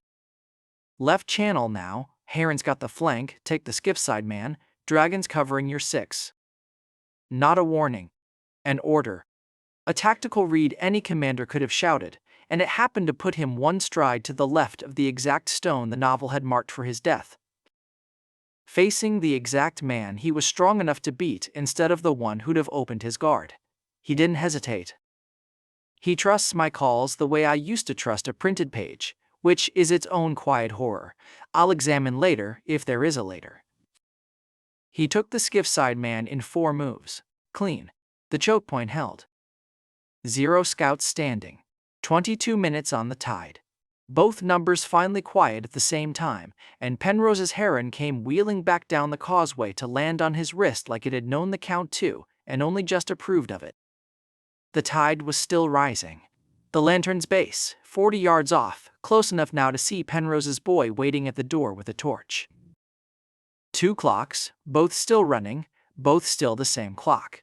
But the Vanguard's opening move, the thing that was supposed to happen weeks from now on, ground the story chose, had just happened here, survived, and left every one of us standing. Sion turned, breathing hard, blade already dimming back to rest glow. That the last of them? For this stretch, I said, which was true and also the only sentence I let myself spend on it. Because the causeway's other truth is the one I'm not saying out loud, the second siege I'd been racing to outright no longer waits weeks. It's already testing the water. 6 scouts and a skiff is a probe, not the storm. And a probe means whatever's behind it now knows exactly where the door is and exactly how fast the tide opens it.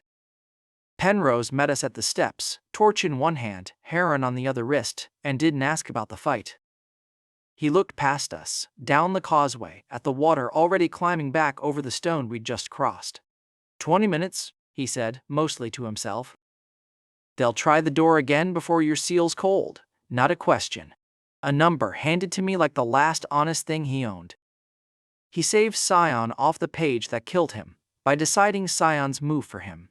The book's timing is dead, the Vanguard's on the causeway, and the 4th seal is 1 flooded room away. The causeway behind us was still wet with where I had decided Sion would live. I had shouted a formation call instead of a warning, and he had moved on my voice instead of his instinct. And the spear that should have opened his throat had opened saltwater instead. He did not know that. He knew only that he was breathing, and that I had called it right, and that we were still running. Aren. Sion's voice, close, grateful, raw with the tide wind. That call, you read that off nothing. I owe you the crossing. You owe me nothing, I said, and it was true in the way a debt collector's silence is true. He thanked the man who had decided his death for him and never asked why I'd known where to look. That was the ledger I carried now. And it did not balance, and I let it not balance because the alternative was telling him the book had marked his grave and I had erased the ink myself.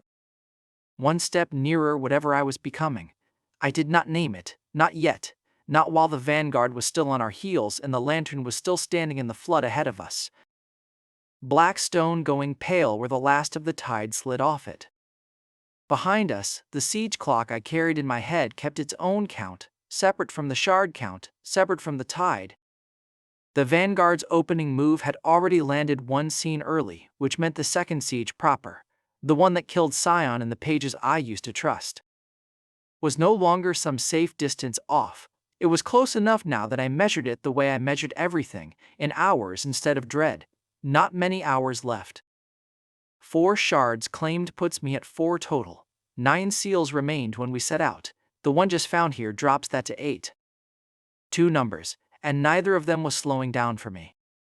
Penrose was already turning to face the causeway mouth, tied Aren riding low over his shoulder, wound bound tight enough that it had stopped changing color. "Go," he said. "I'll hold this door, you won't get another one." "Ekothe. 4 beasts and a boy who reads better than he fights," he said, dry as driftwood. "Go do the reading, I'll do the standing." He planted the heron's spear butt in the wet stone and did not look back at us again. That was payment, offered without a receipt. 30 years guarding a lamp for no one, and now standing a door for a stranger's crossing. I filed it the way I filed everything now. Watched, measured, understood too late to be useful in the moment it happened. The lantern's base was flooded to the knee, water black with churned silt, and the 4th seal sat exposed in the center of the flooded floor like a coin dropped in a well. Visible only because the tide had pulled low enough to show it, and it would not stay that way. "How long?" I said. Sion was already wading toward it. "The water's rising again. Feel it." It was. Ankle to knee in the time it took to say so. The lantern itself stood over us the way it must have stood over 30 years of empty low tides. Pale stone gone the color of old bone. A single unlit lamphook at its crown where Penrose had, 1 night ago, lit a fire for a stranger instead of no one. I did not have time to think about that properly. I filed it instead, the way I filed everything, watched, understood, moved on. There would be a later for gratitude. There was not one now. 4 contracts, no 5th yet claimed. 9 seals behind when we set out, 3 claimed already, this 4th one still open. The number sat in my chest the way it always did now, cold and exact. The only thing about this world that had never once lied to me. "This one's different," Penrose called from the doorway, voice already thinning with effort. The others gave to reading. "This one gives to knowing what it costs." I've watched the charts 14 years and every prediction I made about this seal was the same prediction: cross the line before you understand the price. And you may not get to close it again. Meaning, don't be clever, be right. I put my hand into the water over the seal and did not recite anything. There was nothing in the book about this. The pages that would have told me had already stopped meaning anything 3 sections ago, and I had stopped reaching for them. What I had instead was the shape of every seal I'd already opened. 3, and each one had taken something specific in trade, never the same thing twice. And each time I had understood the trade only by feeling for it, rather than reading it. This one wanted to know what breaking it would cost the lantern itself, not me, the stone. I felt for that instead of forcing it, the way Penrose had taught the reef to me without ever meaning to teach anything. Watch. Don't recite. And the seal answered by opening a hairline of gold light along the flooded floor. Slow, deliberate. An inch of light for every ounce of understanding I gave it honestly. Somewhere behind that gold hairline, I felt the shape of the trade completing, not pain, not yet. Just the seal weighing what the lantern would give up to be broken open, the way a scale settles before it tips. Whatever it cost, it wasn't costing me. That was its own kind of warning. Nothing this saga had handed me for free had stayed free for long. That was the moment the vanguard came through Penrose's line. I heard it before I saw it, the heron's cry going short and furious, Penrose's shout cut off mid-syllable. And then black armored shapes, wading through the causeway mouth, with the tide already climbing their boots. The door I'd been promised had lasted exactly as long as one man could hold it. And one man was now falling back through knee-deep water with blood in it that wasn't only from the wound he'd walked in with. New water in an old flood. A threat that hadn't existed 90 seconds ago was now standing inside the room with us, and the seal was only a third of the way open. "Sion, left flank," I called, and my dragon was already surging past me to take it, wings low and wet, meeting the first 3 vanguard through the doorway with a burn that turned the flood to steam for one furious second. The gold light kept spreading along the floor, slow, honest, unbothered by the fighting because understanding doesn't rush for anyone. Stormlion took the right side, driving 2 more vanguard back into the tide they'd just crossed. Penrose reached us at last, dragging one leg, Aren circling low to cover him. "I told you," he rasped. "You may not get to close it once you cross the line." "I'm not closing anything, I'm opening it." "Same line, boy." The water was at my thighs now. The tide had turned, and it was turning fast, the same clock that had let us cross the causeway now closing on the room we stood in. Both doors on this crossing swinging shut at once, the way out and the seal itself racing to finish on the same breath. I stayed with my hand in the water and let the seal keep drinking my honesty instead of my strength, because that was the only currency it would take. And because Sion and the dragon and the lion and Penrose's heron were buying me the only thing I actually needed, which was time measured in seconds, not pages. Half the gold line lit now. Half a door, half a seal, half a room still ours. I counted it out loud, because the counting was the only thing keeping my hand steady while the water climbed. Half a seal, half a tide window, half a door standing. Sion caught the rhythm of it without asking why, steadied his footing on the half count the way a swimmer times a stroke to a heartbeat, and put his blade through a 4th vanguard soldier reaching for Penrose's blind side. "Don't count the door," Penrose said, wading closer, breath ragged. "Count the seal. The door's mine." "The door is not going to hold on pride. It's held this long." The vanguard pushed again, harder. 3 more wading shapes replacing the 2 the dragon had turned to steam. And for a moment the room was teeth and salt, and Sion's blade of light cutting a wet arc through black armor. And I understood with the flat certainty of arithmetic that if the line broke one more time before the gold light finished, we would be fighting in a flooding room with no door and no seal and no causeway left to run back across. Aren, Penrose, teeth gritted around the word, Stormlion, now, combined. I called it without asking why he knew to call it that way. Trusted him the same unearned trust the reef had trusted.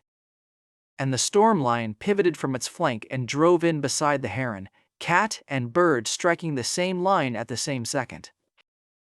And the vanguard's push folded in on itself the way a wave folds when it meets a wave coming the other direction.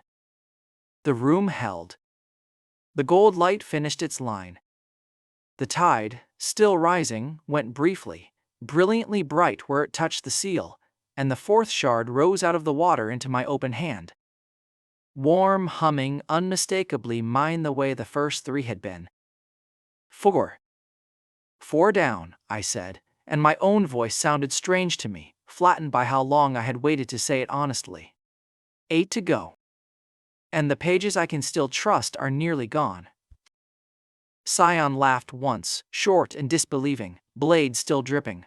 4, he said, like the number tasted strange in his mouth too. 4 legendary seals, and I've watched you claim every one of them like you were settling a bill.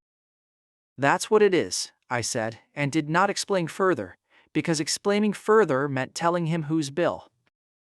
And I was not ready to say the word KL or the word father or the word novel out loud in a flooded room with the tide still rising.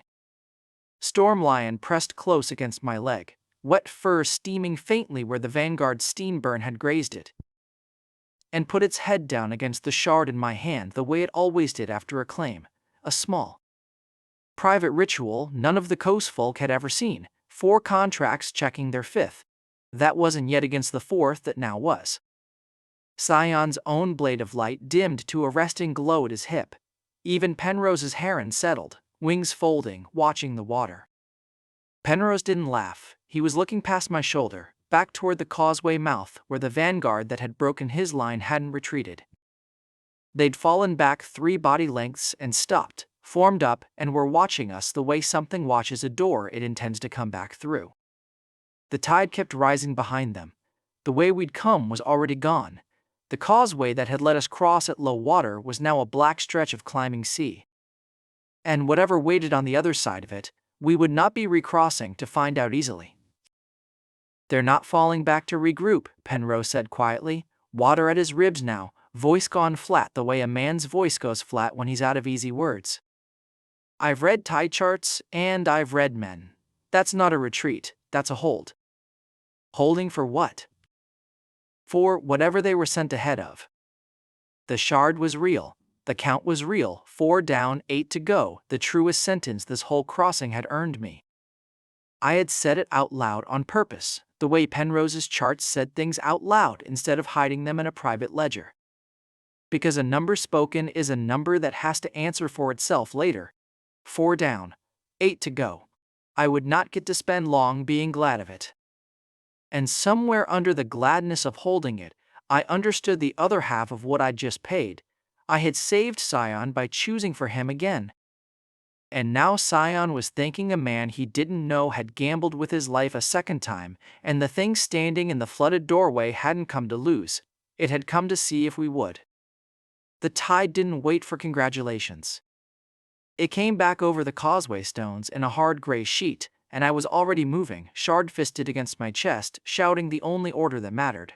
Off the causeway, now. Nobody argued. That alone told me how close it had actually been. Darius's men would normally want the win narrated to them twice before they'd move a boot. And instead, the whole line broke into a run the second the words left my mouth. Water was already sheeting over the stones behind the last of us. The flooded base of the lantern going under again the way it had 100 times before we ever touched it, indifferent to whether we'd won anything at all. Sion had Darius's man over one shoulder. Someone's ankle had gone in the breakthrough. I'd sort out who's later, and the storm lion cut point through knee-deep water. Mane flat with spray. The dragon coiled low behind us, wings up as a windbreak against the spray coming sideways off the flats. The falcon rode my collar, talons hooked into the coat, screaming at the water like it had personally wronged her. 4 down, 8 to go. The number sat in my chest like a coal, and every step off that causeway was a step further from dropping it in the sea. The vanguard fell back with the tide, not fleeing, falling back, which is a different animal and worth noticing later. And Penrose's heron screamed once from the reef line, a mark-safe water sound I'd learned to trust 2 crossings ago. We hit the flats at a dead run and didn't stop until the water was ankle-deep instead of chest-deep. Until the causeway behind us was a gray smear the tide was already erasing. I counted heads. Sion, Darius's man, coughing, alive. 2 of Penrose's coast watch, dripping, alive. Penrose himself, last off the stones, the heron landing on his shoulder hard enough to stagger him. 4 down. Everyone breathing. I let that be enough for exactly as long as it took to catch my breath, because I already knew it wasn't going to stay simple. Behind us, the causeway stones went under one by one, a countdown running the opposite direction from the one in my chest. The tide erasing the ground I'd have died on 10 minutes earlier if I'd been 10 minutes slower. I watched the last visible stone disappear and made myself feel exactly nothing about how close that number had been. The falcon on my collar finally stopped screaming at the water and started screaming at me instead, which I took as a professional opinion on the whole crossing. Penrose looked at me the way you look at a bill you weren't expecting and can't argue with. No charlatan crosses that water at low ebb with the vanguard on the causeway, he said. Water ran off his coat in ropes. His wound hand pressed flat against his ribs, the old habit. I've turned back men with better manners than you and worse reasons to be there. You went in anyway. I had a shard to collect. You had a boy to keep breathing. His eyes went to Sion, who was checking Darius's man's ankle with the flat competence of someone who'd rather not be watched doing it. That's not arithmetic, that's the other thing. He didn't have a word for it and didn't reach for one. I didn't have a word for it either. The vanguard came early, Penrose said, and here his voice changed, dropped the argument out of it, left something flatter underneath. Earlier than any tide tally I've kept in 30 years said it should. That doesn't scare me because your boy nearly died. It scares me because my charts were wrong, and my charts are never wrong. That was the closest thing to as I believe you now I was going to get from him, and it was worth more than the alternative. 3 crossings ago, he'd have let the tide have all of us and called it the sea's judgment. Now he stood dripping on the flats, calling his own life's work into question on my account. 8 to go, I thought. Whatever he charges me for the 4th, I can pay it in this. We didn't stay on the flats long. A win that stalls into a rest stop stops being a win. It was Sion who moved us first, herding Darius's man toward the Coast Watch shelter with the particular briskness of someone who has learned, this part, to act instead of ask. Penrose's Coast Watchers followed. The beasts shook themselves out like dogs and fell into loose escort formation without my telling them to, which still unsettled me a little. 4 bonds past the limit and none of them waiting for instruction anymore. I let myself have one breath. Just one. Sion's laugh carried back to me. Actual laugh at something Darius's man said about the ankle, easy and unbothered. A sound that in the novel's pages never gets a chance to exist past the second siege. I stood on the flats with a shard in my fist and let that laugh land in my chest exactly as it was. A boy alive past the page that was supposed to kill him. For that one breath, I didn't do the arithmetic, I just heard it. Then the dread came back in under the relief the way the tide had come back under the causeway. And I understood I hadn't earned the right to just hear it. I'd bought that laugh by managing the man laughing, he didn't know the price. I did. The breath ended and the coal in my chest went back to being a coal. Penrose caught up to me at the shelter door, charts under one arm, soaked through at the corners, the ink bleeding faint at the edges. And I understood without asking that he'd carried them the whole crossing, rather than lose 30 years of tallies to the sea. Since you're the reason my numbers are wrong, he said, you can be the reason I finally look at what they've been telling me and refusing to say out loud. He spread 3 sheets on the shelter's dry table. Tide heights, marked in his cramped hand against dates going back further than I'd have guessed a coast watcher kept records. And laid over them, in a different ink, a second set of marks, shard by shard, going back to the first seal opened in living memory. Every shard claimed, Penrose said, the tide's been a little stronger the crossing after. Not always, not every time, but the average doesn't lie the way a single crossing can. His finger traced the line down to the 4th mark, fresh, still wet.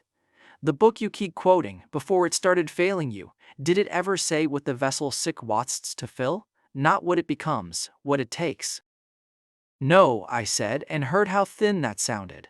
The novel left that ambiguous, on purpose. Then, let me tell you what 30 years of tide charts say instead, since your book's gone quiet on the subject. He didn't soften it. Every shard you gather doesn't just fill a slot, it pulls. Something on the far side of the world notices each one you take, and the sea answers for it. A little more, every time, whether you're ready or not. I don't know what the vessel becomes when it's full. I know what it costs while it's filling. It costs the world getting louder. I stood very still. I ran the sum the only way I knew how. The way I'd run every sum since I walked into this world with nothing and 3 empty soul slots. 4 shards claimed, 4 small pulls on whatever lay across the world from this coast, and 8 more still ahead if I finished what I'd started. If the pull compounded the way his chart suggested, the 9th or 10th shard wouldn't arrive to a quiet sea. It would arrive to one that had heard me coming for months. You're telling me the quest itself is the alarm, I said. I'm telling you the alarm's been ringing since your first seal, and nobody had the charts to notice until now. Penrose didn't look proud of the correction. He looked like a man who would rather have been wrong.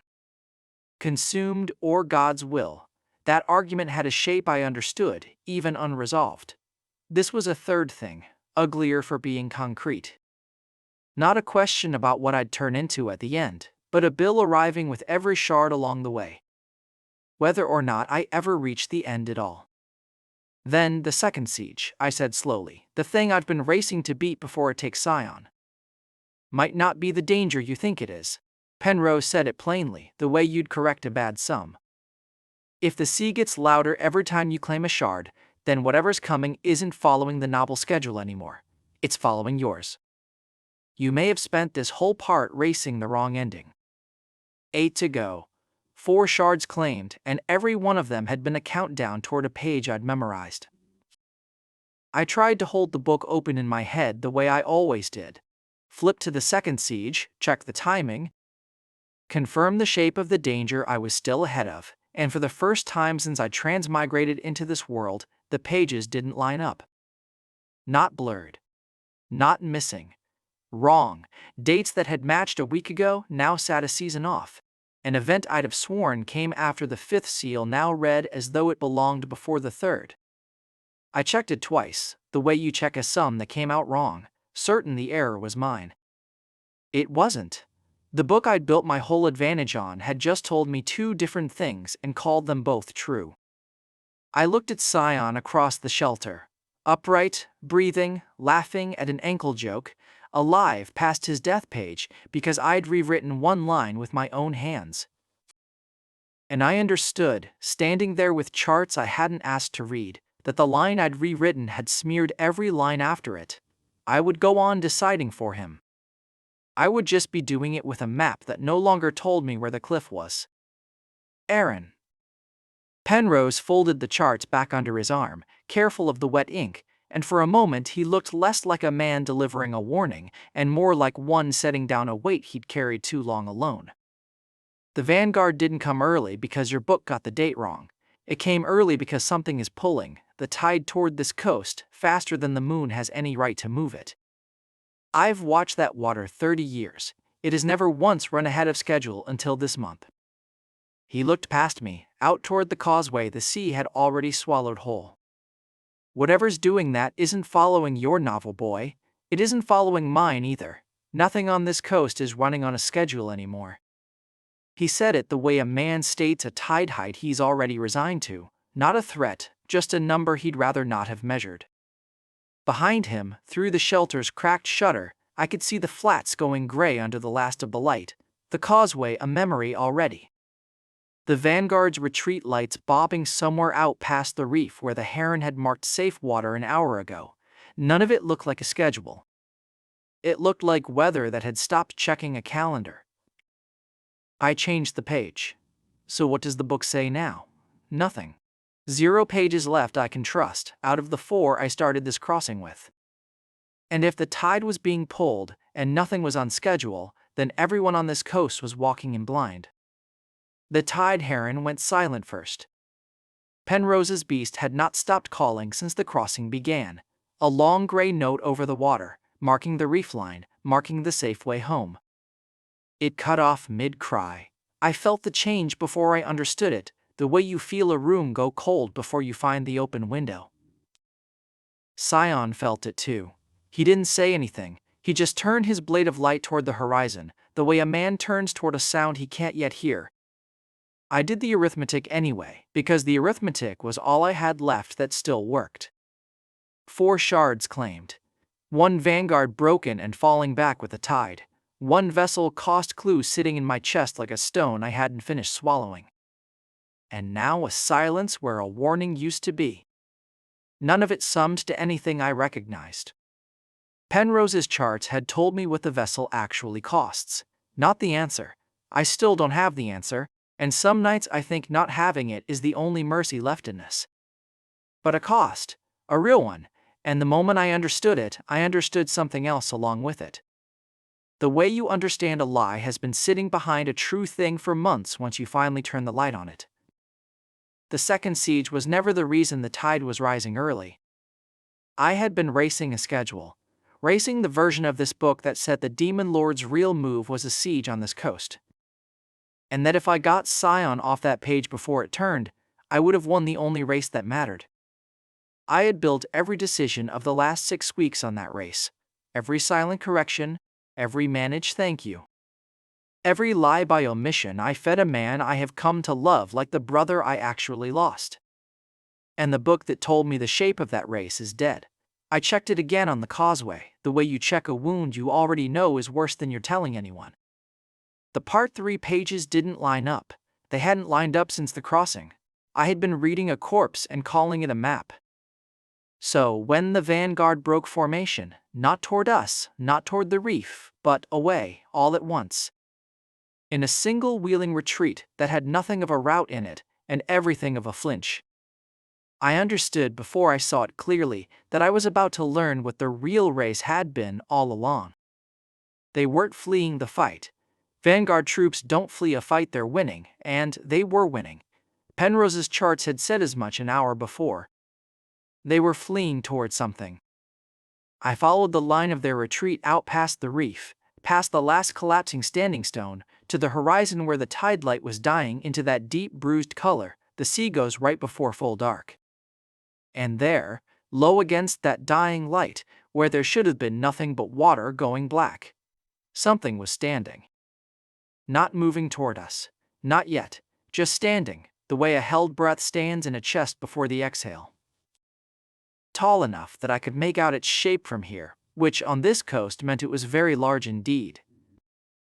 And it did not have the ragged silhouette of anything I'd catalogued in 6 weeks of demon commanders and broken vanguards. It had the stillness of something that is not needed to hurry in a very long time. The shards in my coat went cold, all 4 of them at once, like they recognized a relative. I understood, watching the vanguard's retreat bend around that shape like water around a stone, that the demons themselves were afraid of it. That is not a sentence I expected to write about anything in this world. I have spent 3 months learning exactly how much a demon commander fears, and it is not very much, and it is never this. Something worse than the siege is what the shards have been drawing this whole time, not the siege. The siege was the noise. This was always underneath it, patient, uncounted, and it is awake now because I have spent 6 weeks gathering the very thing it wants. I did the numbers one more time, because the numbers were the only honest thing left to me. 4 shards, and I don't know what they're for anymore, not really. A cost, not an answer. 1 friend, alive past the page that should have killed him, and no book left to tell me if I've traded that survival for something worse coming to collect. 1 shape on the horizon that the demons themselves retreat from, and no name for it yet, because I have not lived long enough in this world to have earned one. I will not tell Sion any of this, not the dead pages, not the shape on the horizon, not the particular flavor of afraid I felt watching a demon vanguard flee toward the one thing that terrifies them. He would ask me what I know, and I would have to decide, again, how much of the truth a man can carry before it starts carrying him instead. So I said what I always say when I have run out of true things I'm willing to hand him. 5th seal's still ahead of us. He looked at me a moment longer than usual. Then he nodded and sheathed the light and did not ask why my hand hadn't stopped closing and opening at my side. Which is a thing it does now when I am doing arithmetic. I don't like the answer to. The tide light went out behind that far shape while we watched, the way a candle goes out when something bigger walks between it and the wind. I turned us both toward the 5th seal, because it was the only direction I still had a plan for. The siege was never the real danger. The book is dead, something worse is drawing the shards, and I am walking into it blind, steering the one man I can't warn.